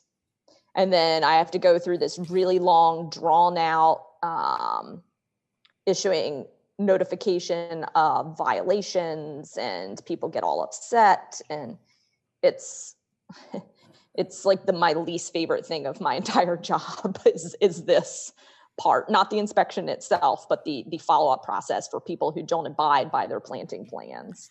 And if there is any way to make it so that people plant them, or some way to change this around so that the trees are actually in the ground that ensures they plant them, it would make the city's work a lot better, and also keep people get upset when you write them notices of violation. So it would help all around. And I don't know what the answer is. It really isn't working the way it is currently done. I would hesitate to remove it because I think there's value. I'd rather seek a resolution such as when certificate of occupancy is issued, that triggers a 12-month calendar to give Liz notice or Yeah, but something. I don't know. that's just for new construction. Yeah, the new Well, construction I'm isn't a saying, problem. I think there are solutions that I would rather seek than removal, I believe. I don't want it removed either. I think it's imperative that we follow up. It's just we have no teeth in this when we do follow up. Why? Why don't we have any Because teeth? I write them a letter. It gives them, so it's been over a year. I write them a letter saying you have 60 days to meet this tree planting thing. Then they call me and they get all angry or all upset. They said they didn't know about it. Well, we have a planting plan that was approved. It was an issue, condition of your permit. Here it all is. It just is it's not a good process for that third of the people who don't plant their trees, honestly. Well, it sounds like there's two different, and I want to get public comment on this too, because I think you all have probably had an experience with this, but we're talking about two different things here. One, we're talking about confirming that they planted the tree, and then we're talking about re-inspecting it 12 months later to make sure it's still alive, because that first year is so critical. Aren't there those are two different things? No. For new construction, there's the inspection right after planting to complete the house, get the CEO, and then there's an inspection 2 years later. Right. For regular tree permits, we give them a year. So say you just had 2 trees you had to remove at your house for whatever reason. Right. We give them a year to get the trees removed and get the new trees planted. Okay, so that's And so then one we inspection. go out after a year and Okay. then confirm that they are Okay, indeed that's fine. the correct species, correct size, planted appropriately and alive. So that's why the 12 months is here, because it matches up with the time frame they have to actually do what's required. Yeah, and that's all. It's nice that we give them a little bit of leeway and that For seasonality, yeah. you can take out the trees, have Yeah. time to like look at your landscape, see the changes, and hire a landscaper and get them lined up, because that's not a quick process either. I mean, maybe part of the answer is 12 months is too long and it should be 6. I don't know. Well, yeah. Do you want to get public comment, Mayor? It's gotten better since I've gotten here. When I started, I'd say about 2/3 of the properties did not plant their trees. So I've cut that in half by requiring, we didn't used to require the planting plan for whatever reason. We just put the requirements in the permit. So it's gotten better, but I still think 1/3 is high myself. So what's the process, Liz, after you find out someone did not follow the plan? What are then the next steps? I issue them a notice of sometimes I email them and said, hey, just wanted to check in. Typically I do that to see where you're at with the planting. And some of them might say, oh, well, we have a landscaper coming on Friday. So if they do that, then I'll make a note in my calendar to follow up at that date. But say they don't respond to me or whatever it may be. Typically, I mean, by code, we have to issue a notice of violation that gives them 60 days to correct any deficiencies. And that can be extended for planting season. So if the 60 days puts you in February, we can extend that another 30 days through the end of March, an appropriate time frame. But I issue the notice of violation, I inspect it. After that 60 days is up, if they're still not planted, then I issue them a second notice of violation. And then I guess eventually, and I've not had to do this, but I guess eventually after 2 or 3 notices of violation and about a half a year, I would I think we have a provision in the current code where essentially we would withdraw, invalidate their permit, and then we could issue them a fine for tree removal without a permit. But that would be pretty convoluted. Yeah, this concept of needing teeth is interesting. You know, before you issue a certificate of occupancy, you have to have the required trees planted in there. Well, if that's a requirement and you find out and it's holding up your certificate of occupancy, by golly, you're going to act on that and plant those trees as soon as you can, right? But later, a year later, when you found deficient of following the code or violating the code, there's not a lot of teeth in there to get it. And I really hate to even have to charge anybody a fee, you know? I wish there were a way to just remind them that they've got to replace a dead tree that was mitigated or something, than being heavy-handed, but I don't know the solutions. I mean, this is just coming to me. Maybe we could require a signed contract. Just like we require a contract for the tree removal, maybe we could require a contract to plant the tree. And but that way, so they don't do that, then what? We're going to issue one notice of violation for $50, and then they don't pay that, and we're going to issue, what, the next thing and the next thing and the next thing. They don't get their parking permits for the season. well, we keep issuing them fines. Every 7 days, it doubles. I mean, that is one of those things, though, that has teeth. Right. That causes them to act on it. So maybe we do need something like that. Yeah, I mean, I would just like us to get that 35% down to like 15% so that yes, I that would don't be have to, great. the That city would be doesn't great. have to Whatever we can spend do to do that would be hundreds of dollars trying to follow up to get these people to do what they agreed to Right, do. yes, yeah. Is it the Because city? it's not a nice, friendly process. I mean, like, just by virtue of issuing a notice of violation, it has like a formal way the letter has to be written. And anybody who's ever got one can say, oh, it's kind of a unfriendly letter. So if we can avoid that, that would be the first priority.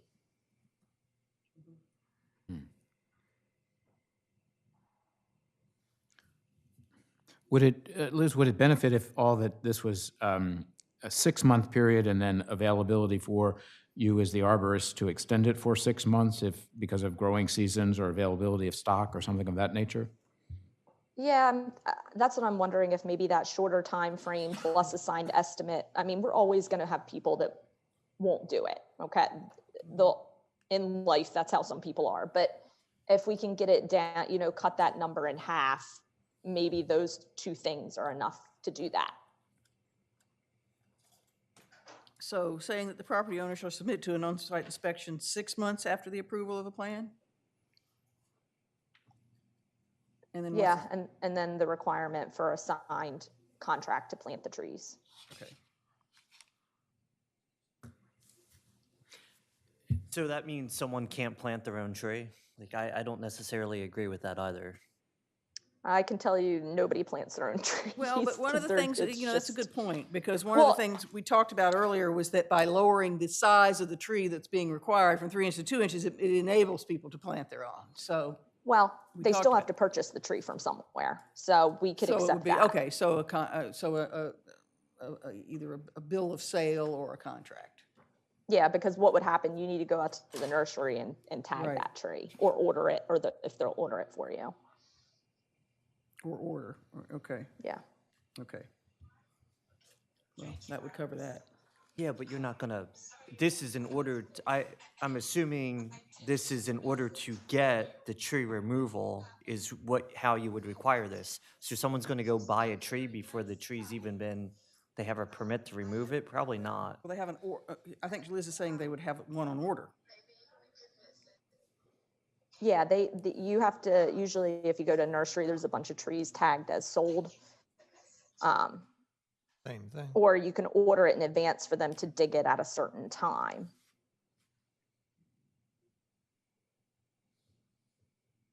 Some indication that there's been, it's purchased or on order or something of that nature. Yep.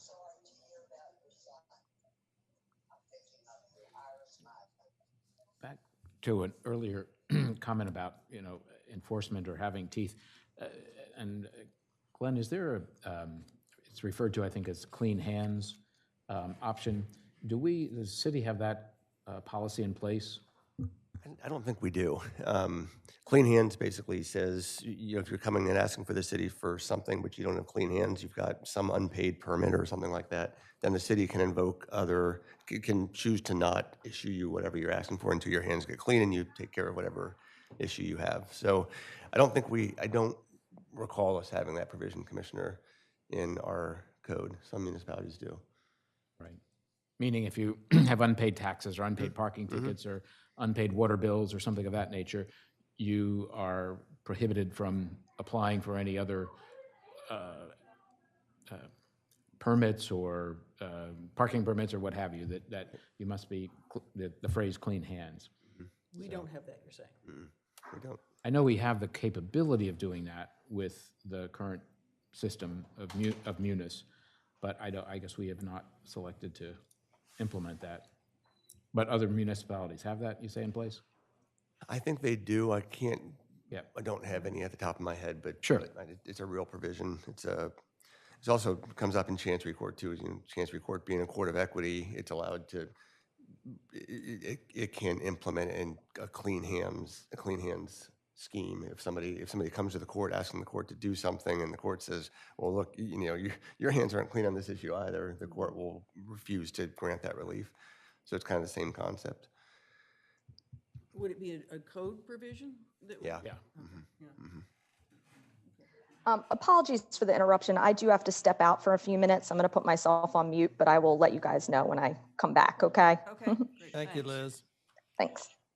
Okay, I think I can work with Liz to clean this up a little bit and maintain it in there, but with a different time frame and the required contract, if that's what you want, if that's what you're thinking. Should we want, but I think we want to get public comment, don't we? Stan?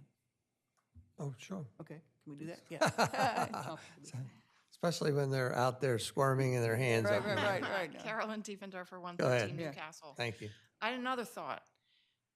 Could you require, when you get your permit for tree removal, that a bond has to be taken out or a refundable payment of some sort that you can't get back until you show that the tree's planted? That would be one thought. Mhm. The other thought on unpaid fines is, can you put a lien against their property?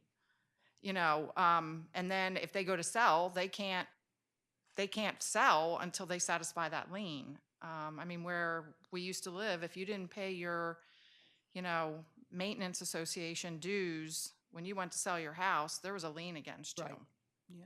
So I think there We do have are that, don't we? options We have the that you could ability. throw out there, but maybe a fee that gets Yeah. paid when you take out your, you got your tree removal permit fee, but maybe an additional payment that has to be made that's refundable once you plant your tree, or some kind of bond might I be. think a lot, liens and escrow is certainly viable. I'd look at them more as the last option, just because they take staff time and to monitor and reissue them and inspect and all that. Again, for certificate of occupancy, you're not allowed to get it until those 3 trees are on your property. So that situation should be taken care of and not need a lien situation. Thank you, Carolyn. Okay.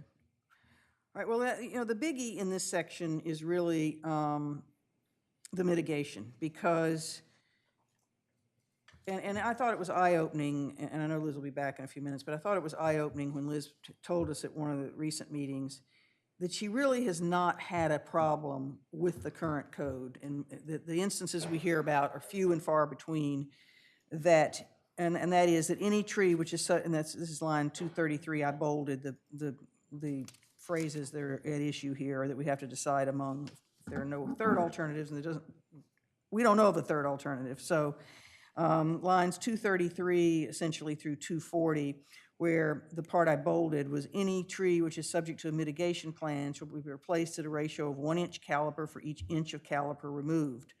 But then there's also a credit.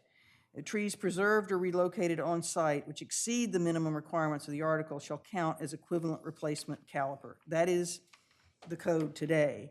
And there have been situations, and I guess it may have involved, lot clearing for new construction or whatever, where somebody had to replace, 100 caliper inches and there was no practical way to do that on site. And they were hit with a huge fee for fee in lieu. So that's why throughout the revision process of this, through law oversight, through every revision, it was changed to sort of make it more, easier to comply with, so that people would actually plant trees rather than going before Parks and Shade Tree and paying fees. And that was to have replacement trees, be limited. So if you go back to lines 170 to 174,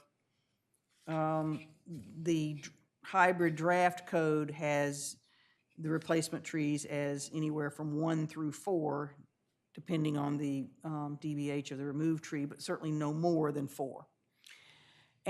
But Liz pointed out that the problem with that is that someone with a heavily treed lot is going to be required to plant more, because if you only use this formula, whereas in the current code, they would not be, because the trees that they are preserving would be credited.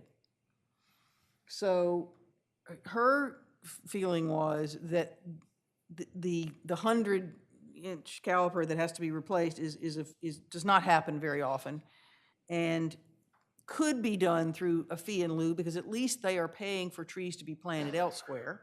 So she likes that idea. And that it would at least provide a credit to those with heavily treed lots. So she thought we ought to stick with what we have, even though it has a bad rep out in the community. But in practice, it does not. It is not a problem, according to Liz. So here we are.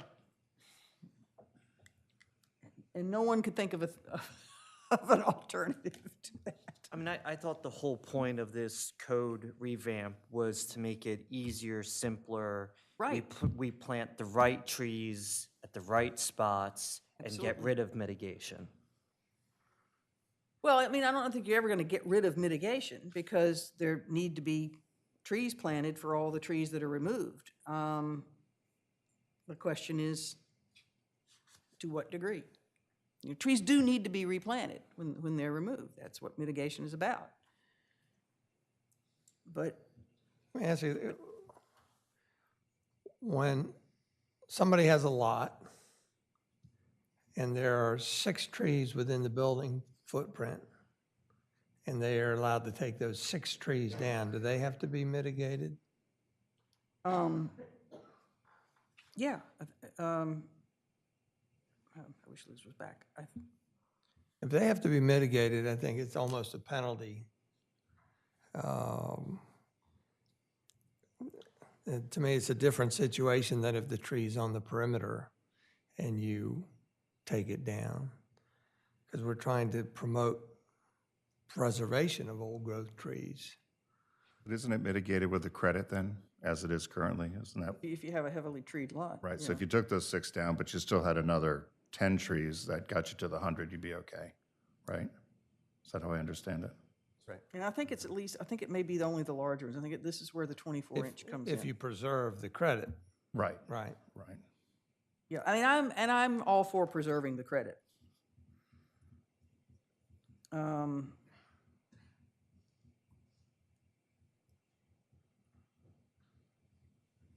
Why does it have a bad rap in the? Because there were a couple situations, like what the mayor said, when somebody was building a new house and there were 100 inches of mitigation required, and there was no way they could do it on site. So, and they didn't. Not even with the credit then? Oh, no, right, because it was a new construction on a lot that didn't have any other trees besides the big ones that were taken out right in the middle of the lot. Right. So there was no credit. But at the same time, in fact, in one case, I know that they were willing, in fact, they even bought, this was 5 or 6 years ago, they even bought street trees for the entire block, only to find out that no one wanted them. And which was unfortunate because they shouldn't be able to turn down street trees since it's on city property. But at any rate, I think they were willing, and people, and Liz's point was that people should be willing to fund tree, if they can't have them on their own lot, to fund them to go elsewhere, because at least then we're replacing. Right, And that's the whole idea, is that we're replacing what comes out.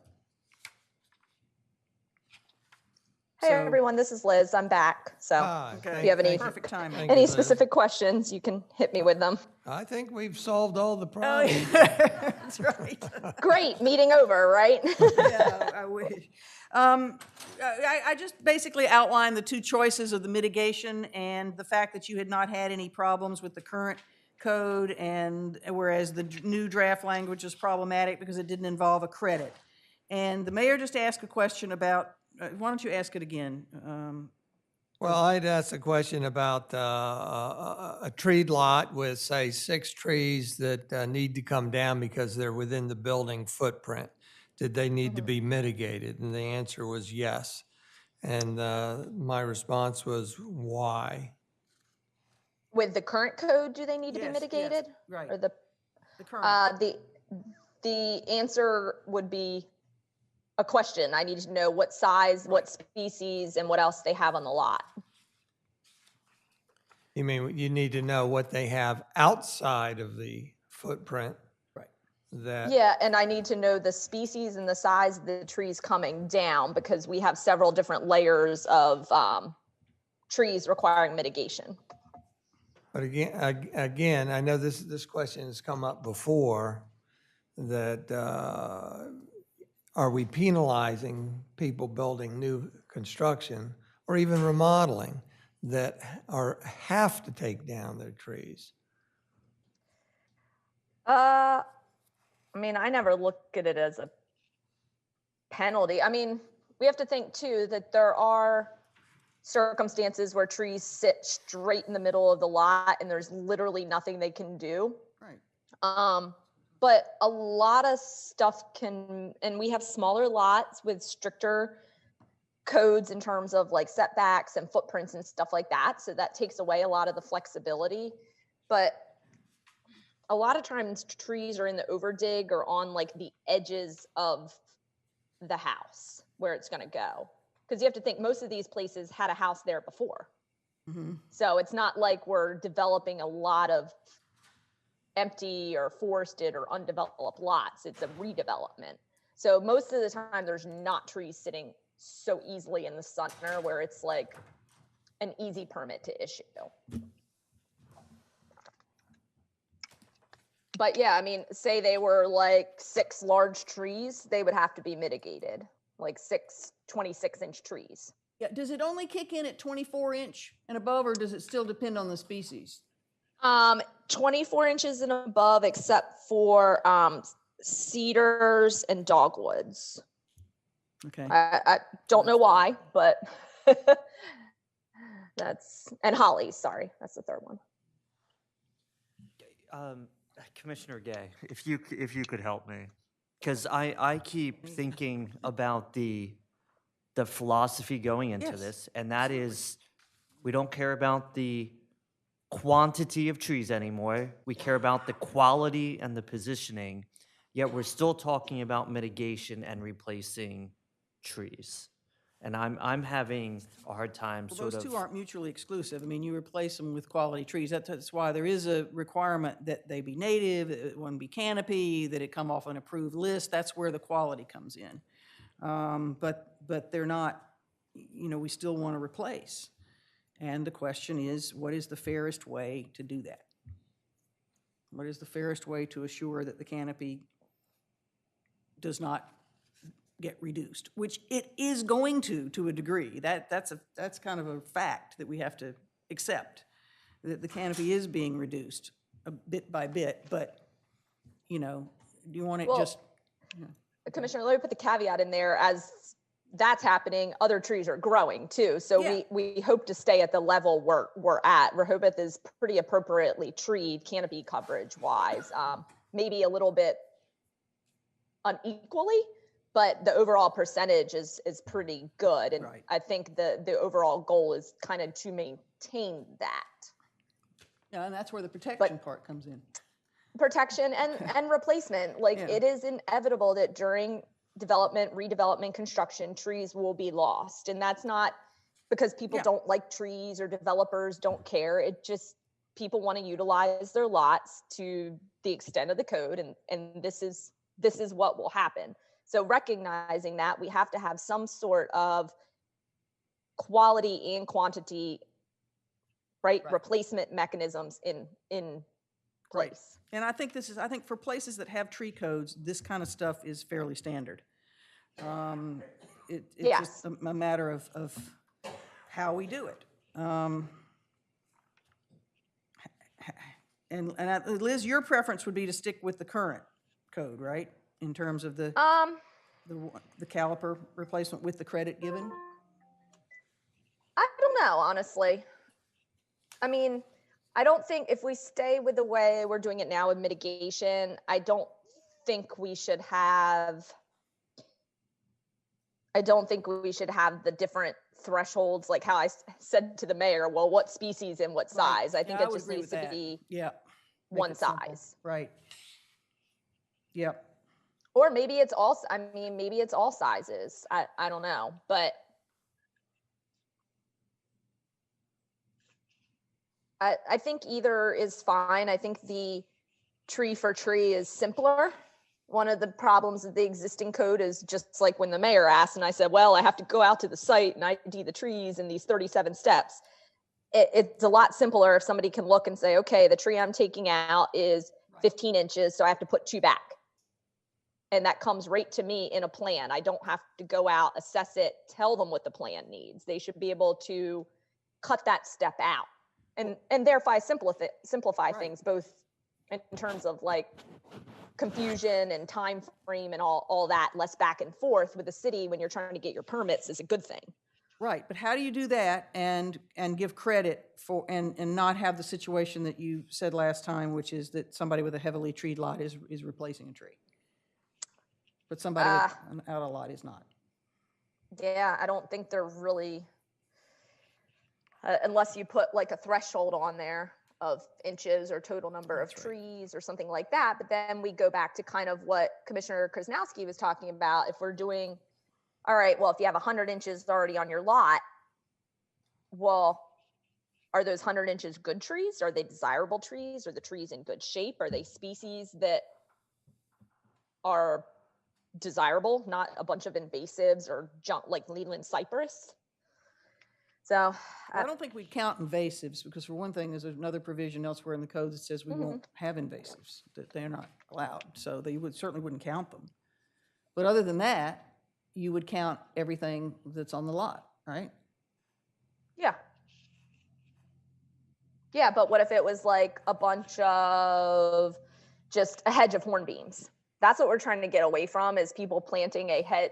Hornbeams are great in a hedge, love them, but that shouldn't be the requirement for replacing a 30-inch oak, should not be 10 3-inch hornbeams. That's what we're trying to get away from.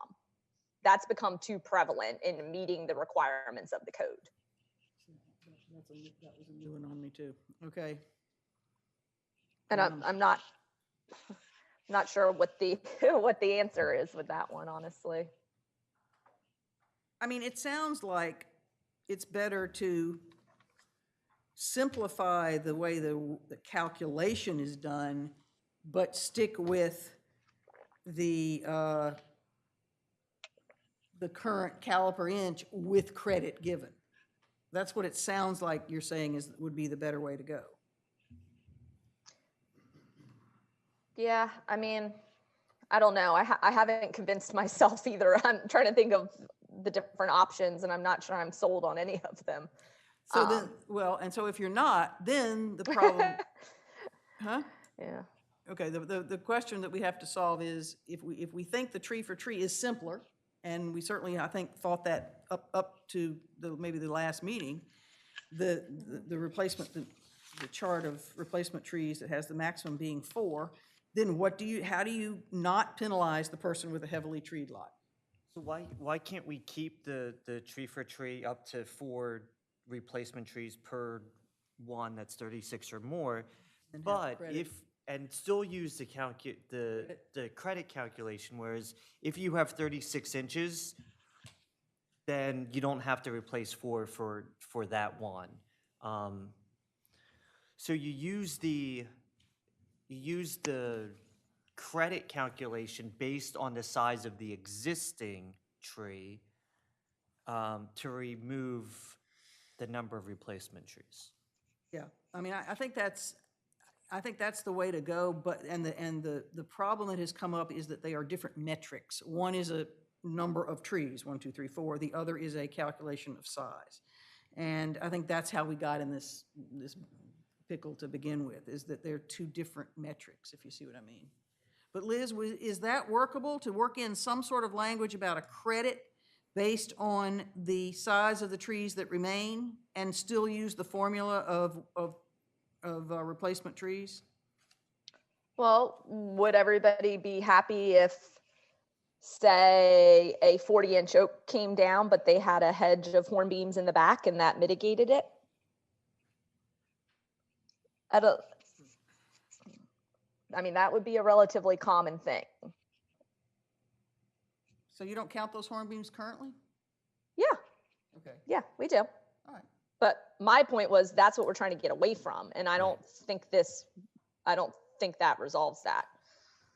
I mean, I think we're all fully understanding that there's going to be like no perfect system. And the 2 systems that we've gone over are the 2 that I know. I mean, maybe something new has come up in the last few years with other municipalities that I'm not aware of.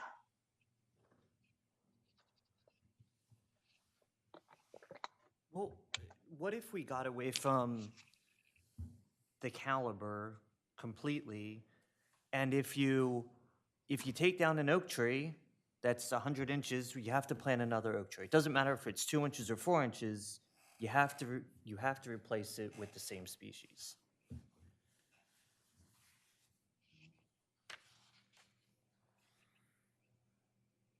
I might be fine with that, but I think you also have to give the property owner the option that if they don't want to replace that oak, but they do want another favorite species, then what is that formula? Yeah, I guess my point is, if it's a desirable species, if one's taken out, another one needs to be replaced. It doesn't have to be the same species, but Be from approved list. Uh, Well, they have to be approved from an list. approved From the list approved anyway. list, yeah. Any of them have to be from an approved list. I do like the idea of trying to combine a credit with the number of replacement trees thing.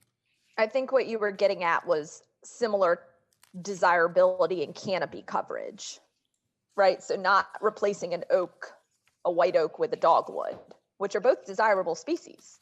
They're both native, have a wide array of benefits, but I don't think we're counting them as comparable. Well, and there's where you get into we do requiring canopy. distinguish canopy trees yeah, from, right. right? Yep, there is a provision in there for requiring a canopy, but not as a replacement. There's a provision in there that one of the trees has to be a canopy. One of your 3 trees has to be a canopy. But it's a defined, canopy is defined. Yeah, I believe so, yeah. Well, maybe it is that easy that whatever they're taking back, they have to either replace in kind, so a white oak gets replaced with a white oak, or they have to select from the pre-approved list, which is going to be canopy and or natives, right? And we can just kind of tweak what that list is, or select from categories A and B on the pre-approved list. Because don't forget, we still have the minimum density, Right. and they still have to meet one of the qualifications to get the trees removed. So it doesn't, people say this all the time, well, I'm willing to replant whatever if you just let me remove this. And I said, that's great, but it doesn't change those 7 reasons in the code. Right, okay. Well, so then, if we did that, we wouldn't have the replacement tree chart at all, and we wouldn't have the standard mitigation. We would just say replace in kind.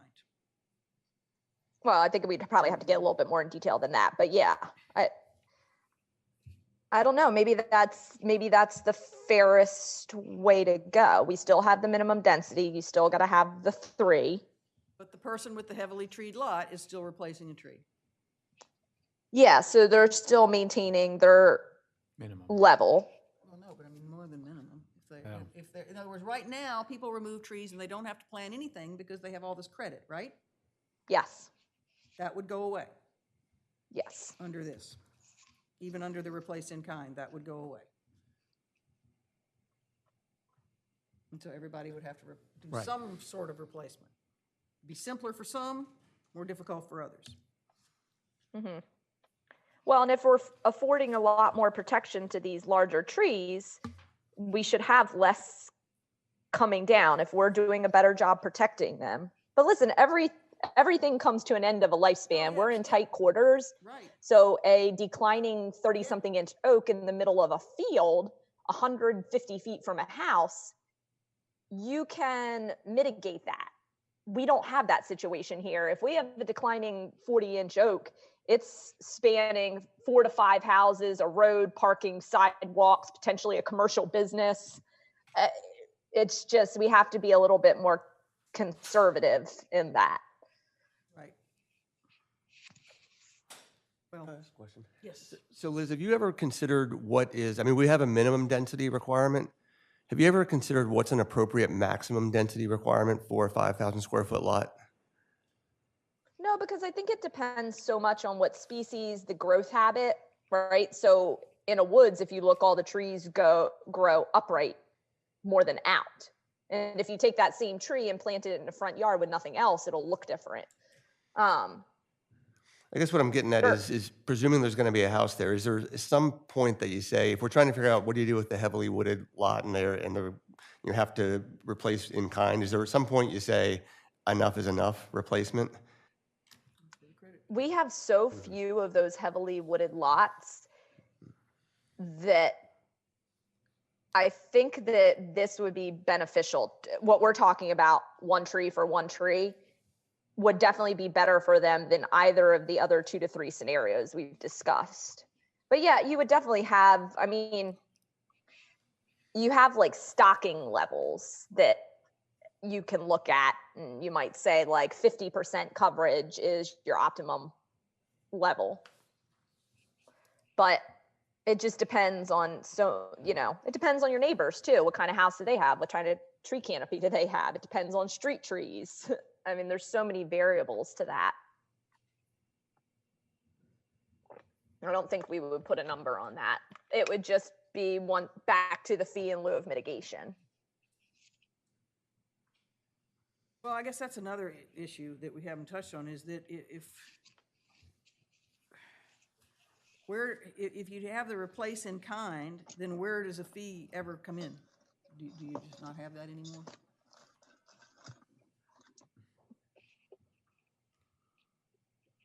I think that if you cannot replace in kind, then you go back to mitigation in lieu of at the caliber of the existing tree is how I would look at it.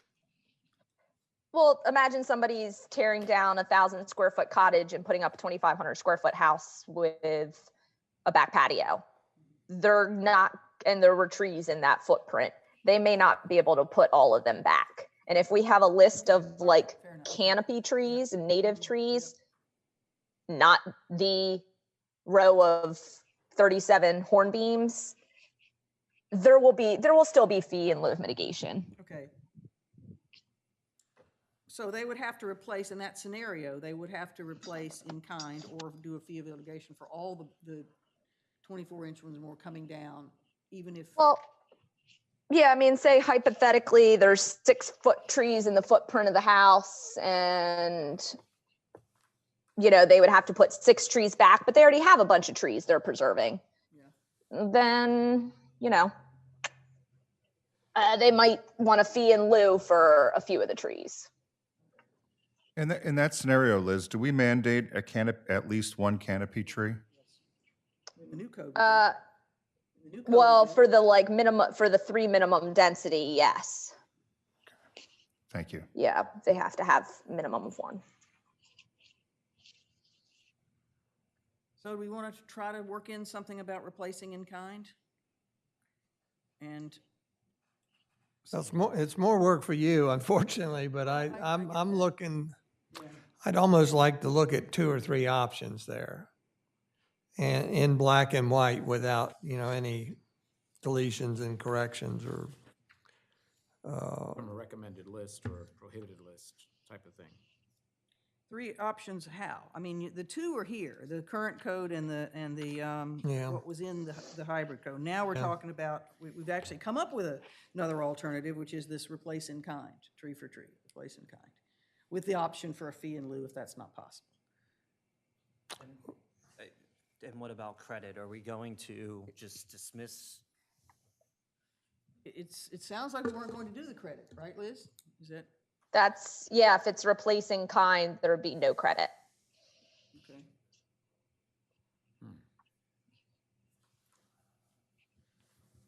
Then that takes us back to the overforested lot again, Right, it does.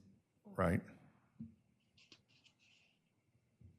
I think we should That's still. where the fee in lieu comes in, I guess, is what Liz is Well, saying. don't forget too, if you're taking out a mature tree or a medium-sized tree and you're putting back in a 2-inch one, and you have other mature trees on your property, by the time that 2-inch tree becomes anything, one of those other trees are going to be coming down, right? Just given the life cycle. It's a sort of replacement for the future. Yeah, like next generation. Right. Okay. Well, it's certainly better than someone with a heavily treed lot having to plant 4 if they take 1 out. right? So at least it does that. It means that somebody with a heavily treated lot is planting something, but only one. Is that what you're saying? I think that's what we're saying. Yeah, that Yes, one for they'll one they'll would be planting something, so there's Where- only so few, I mean, there's so few wooded lots. That doesn't mean we should exclude them, but it's just not I can think of a few off the top of my head, but one specifically that's up for sale. Yeah. But I don't think we can design a whole code around 4 wooded lots in Well, town either. That's why you have fee in lieu. I mean, this is better for them than tree for tree.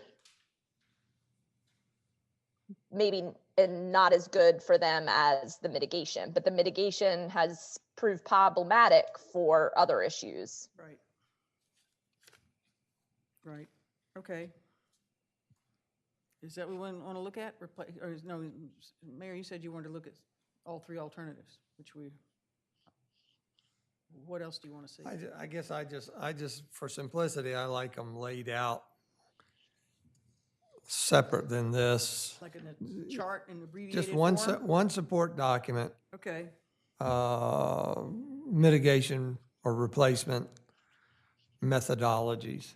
We've got A is the current, B is what's proposed here, and then C, we just talked about another hybrid.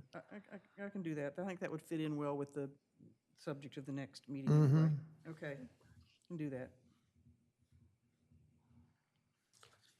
Okay, again, we have time for public comment on this one? Well, yeah, and then I don't know if you want to go ahead and finish this support document in Well, entirety. This is the last part of this one. I'm ready to move on to the appeal section as Well, soon as we. you've got lines 191 to 199. I don't know. Are those all new? 190. That all new language? No, all that's from the draft code. Everything in black type there is from the current hybrid draft code. The only Well, I thing, guess line 192, I have a question about putting in the code an amount for the replacement. of $1,200. Is that appropriate versus leaving that to the Parks and Shade Tree Commission? Well, they sometimes override it or set their own number, but this was an attempt to set a fee that would cover the planting and I think maintenance for 2 years is what Liz said. It was also supposed to prevent them from going to Park and Shade to begin with. That's right. Yeah, I mean, this does not need to go, unless they appeal it, this is the fee. So it doesn't go to Parks and Shade Tree. Okay, and then bullet number 2, I think it's rather lengthy and needs to be wordsmithed and I think that may even be in the current. cut down. Doesn't matter, same comment. Right, yeah, okay. That's fine.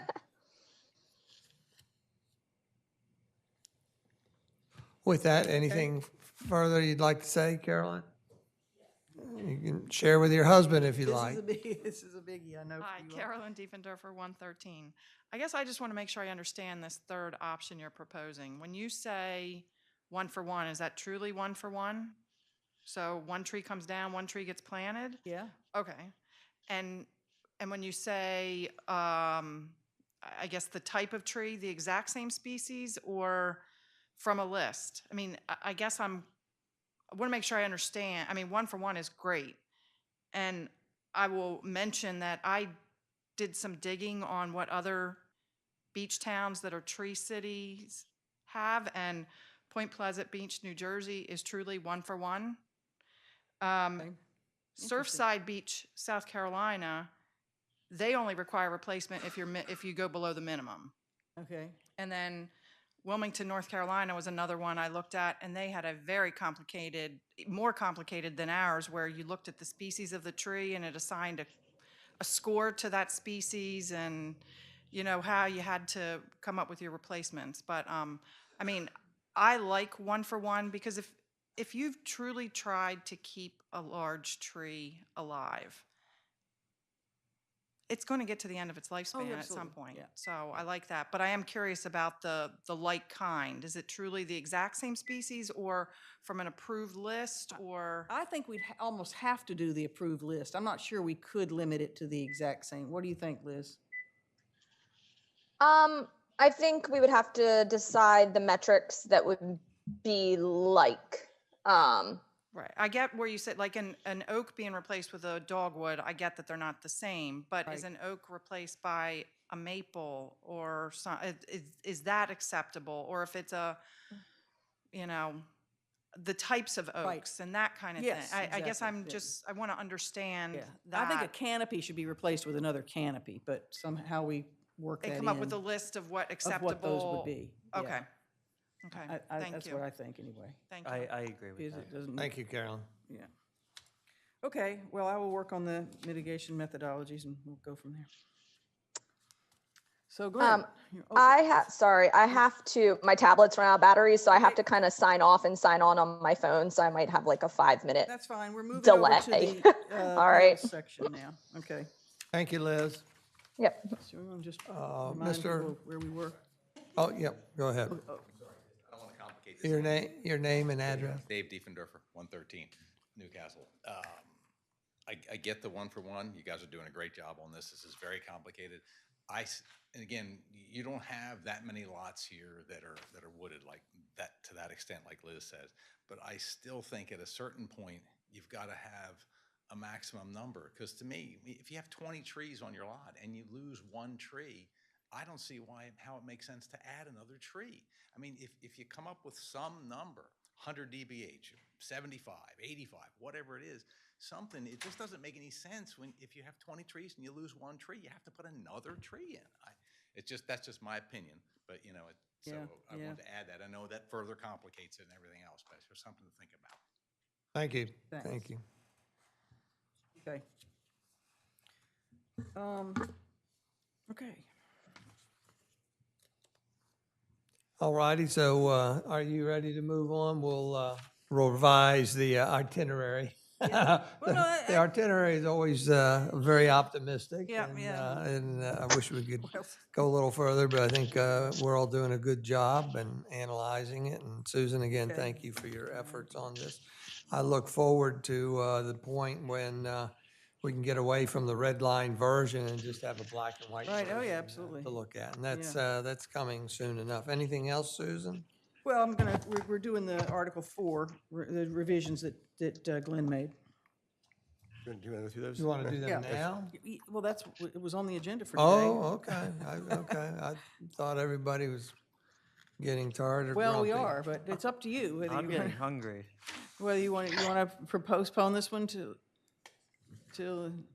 I'll tell you, if we do that, then that will give us an opportunity to clean up this bit about violation of it has to do with a permit rather than any provision. So we could beef that up a little bit. Right. Okay. Would you mind doing that? No, and not at all. everything? And, No, not wouldn't do mind you- at all. So the next conversation would be that cleaned up, but also we could delve back into the mitigation. Mitigation, yeah. Okay. Now, again, I think that we could probably do both of those things, plus the elements I have listed here about other code provisions that it affects and non-code related issues. Probably do all that in one meeting. That's fine, and so I don't think we need to necessarily update this itinerary. We certainly can. Well, I'll update it to include the. But can you, do you have an example of other code or a non-code Oh, yeah. issue that, so that we can be Well, giving some thought to them yeah, and as well? I'm actually planning to put together a support document on this, and I haven't fully fleshed it out yet, but I'll just give you a spoiler alert that our zoning code overall is very generous. I'll say that again. Our zoning code is very, very generous. So that makes it difficult for us to provide any incentives because we're already at the maximum of what we would want to allow, unlike other places. I'll give you an example. A town in Virginia, in their historic district, has a range of their maximum height is like 30 2 feet, I think. But if you do if for every foot of additional setback you agree to, you can go up a foot in height to a maximum of 35. Well, our maximum is already 35. I don't think we want to necessarily go beyond that. But unless we're willing to go less than that, to give people an incentive to have larger yards for trees, we don't have that incentive. So our code needs to either look at stepping back to provide these incentives for what we want to see on a lot, or we have to look at the inability to have incentives. That's one thing. The other thing we need to look at is pervious surfaces, and because there are other things besides trees that really help with all of the elements that trees do. I mean, trees obviously are important for stormwater management. They're important for lots of environmental reasons, but they're not alone in that. And so I think we need to look at pervious coverage and what we require for pervious coverage on a lot. Bethany has just done something in that regard. And the third thing is, and it's interesting because the title of this code, the code revision for the tree ordinance that came from Law Oversight Committee, actually titled it a tree and landscape ordinance. But there was nothing in their draft that had anything to do with landscaping. It was all trees. And of course, our current code is not landscape, it's just trees. But some towns have landscape ordinances. So we may want to look at, if the lots are not big enough to have as many trees as we might like, what other landscaping requirements should there be to achieve the same environmental goals? You asked me for one example, I gave you 3, sorry about that. But that's the sort of stuff that would go beyond the tree ordinance. Well, when we move forward, I need to work with you on more specificity in the agenda language so they understand other tree code provisions and non-tree code provisions. Right. Very good. And I think most of these would be non-tree code provisions, but they would just be other tools to kind of mitigate the fact that we are going to have fewer trees in the future. Very good. Thank you. Anybody else on the tree issue? Anything? Last call? Nope. Thank you. With that, we're finished with old business. Of course, we already finished with new business. Prior to that, commissioner announcements and comments. Does anybody have any comment or announcements? If not, review future meeting dates. Yes. Tomorrow at 9 a.m., we have a special meeting discussing the city manager's hiring of a new city manager in the process. May 17th, a week from tomorrow, Mayor and Commissioners CDP meeting. That's our first meeting on that. I have scheduled, per the memo that you all received and I gave out publicly a month ago, May 17th, there's a 9 a.m. meeting and also a 2 p.m. meeting scheduled. We should hopefully be able to flesh out what the rest of our schedule is, because if you recall my memo, there is a critical timeline there that if we have significant issues that arise, and we need to resubmit for the plus review, we are very, very time limited. And so that's why I have all these extra dates in here. May 20th is our regular commissioners meeting. May 24th would be the next mayor and commissioners CDP meeting, again scheduled for 9 a.m. and 2 p.m. And again, you recall in the memo, it says, hope you can exercise flexibility because we may not need 2 meetings in a day, but I have to provide for it just in case. With that, is there any further citizen comment? No. And is there any further comment up here? If not, I'll call this meeting adjourned.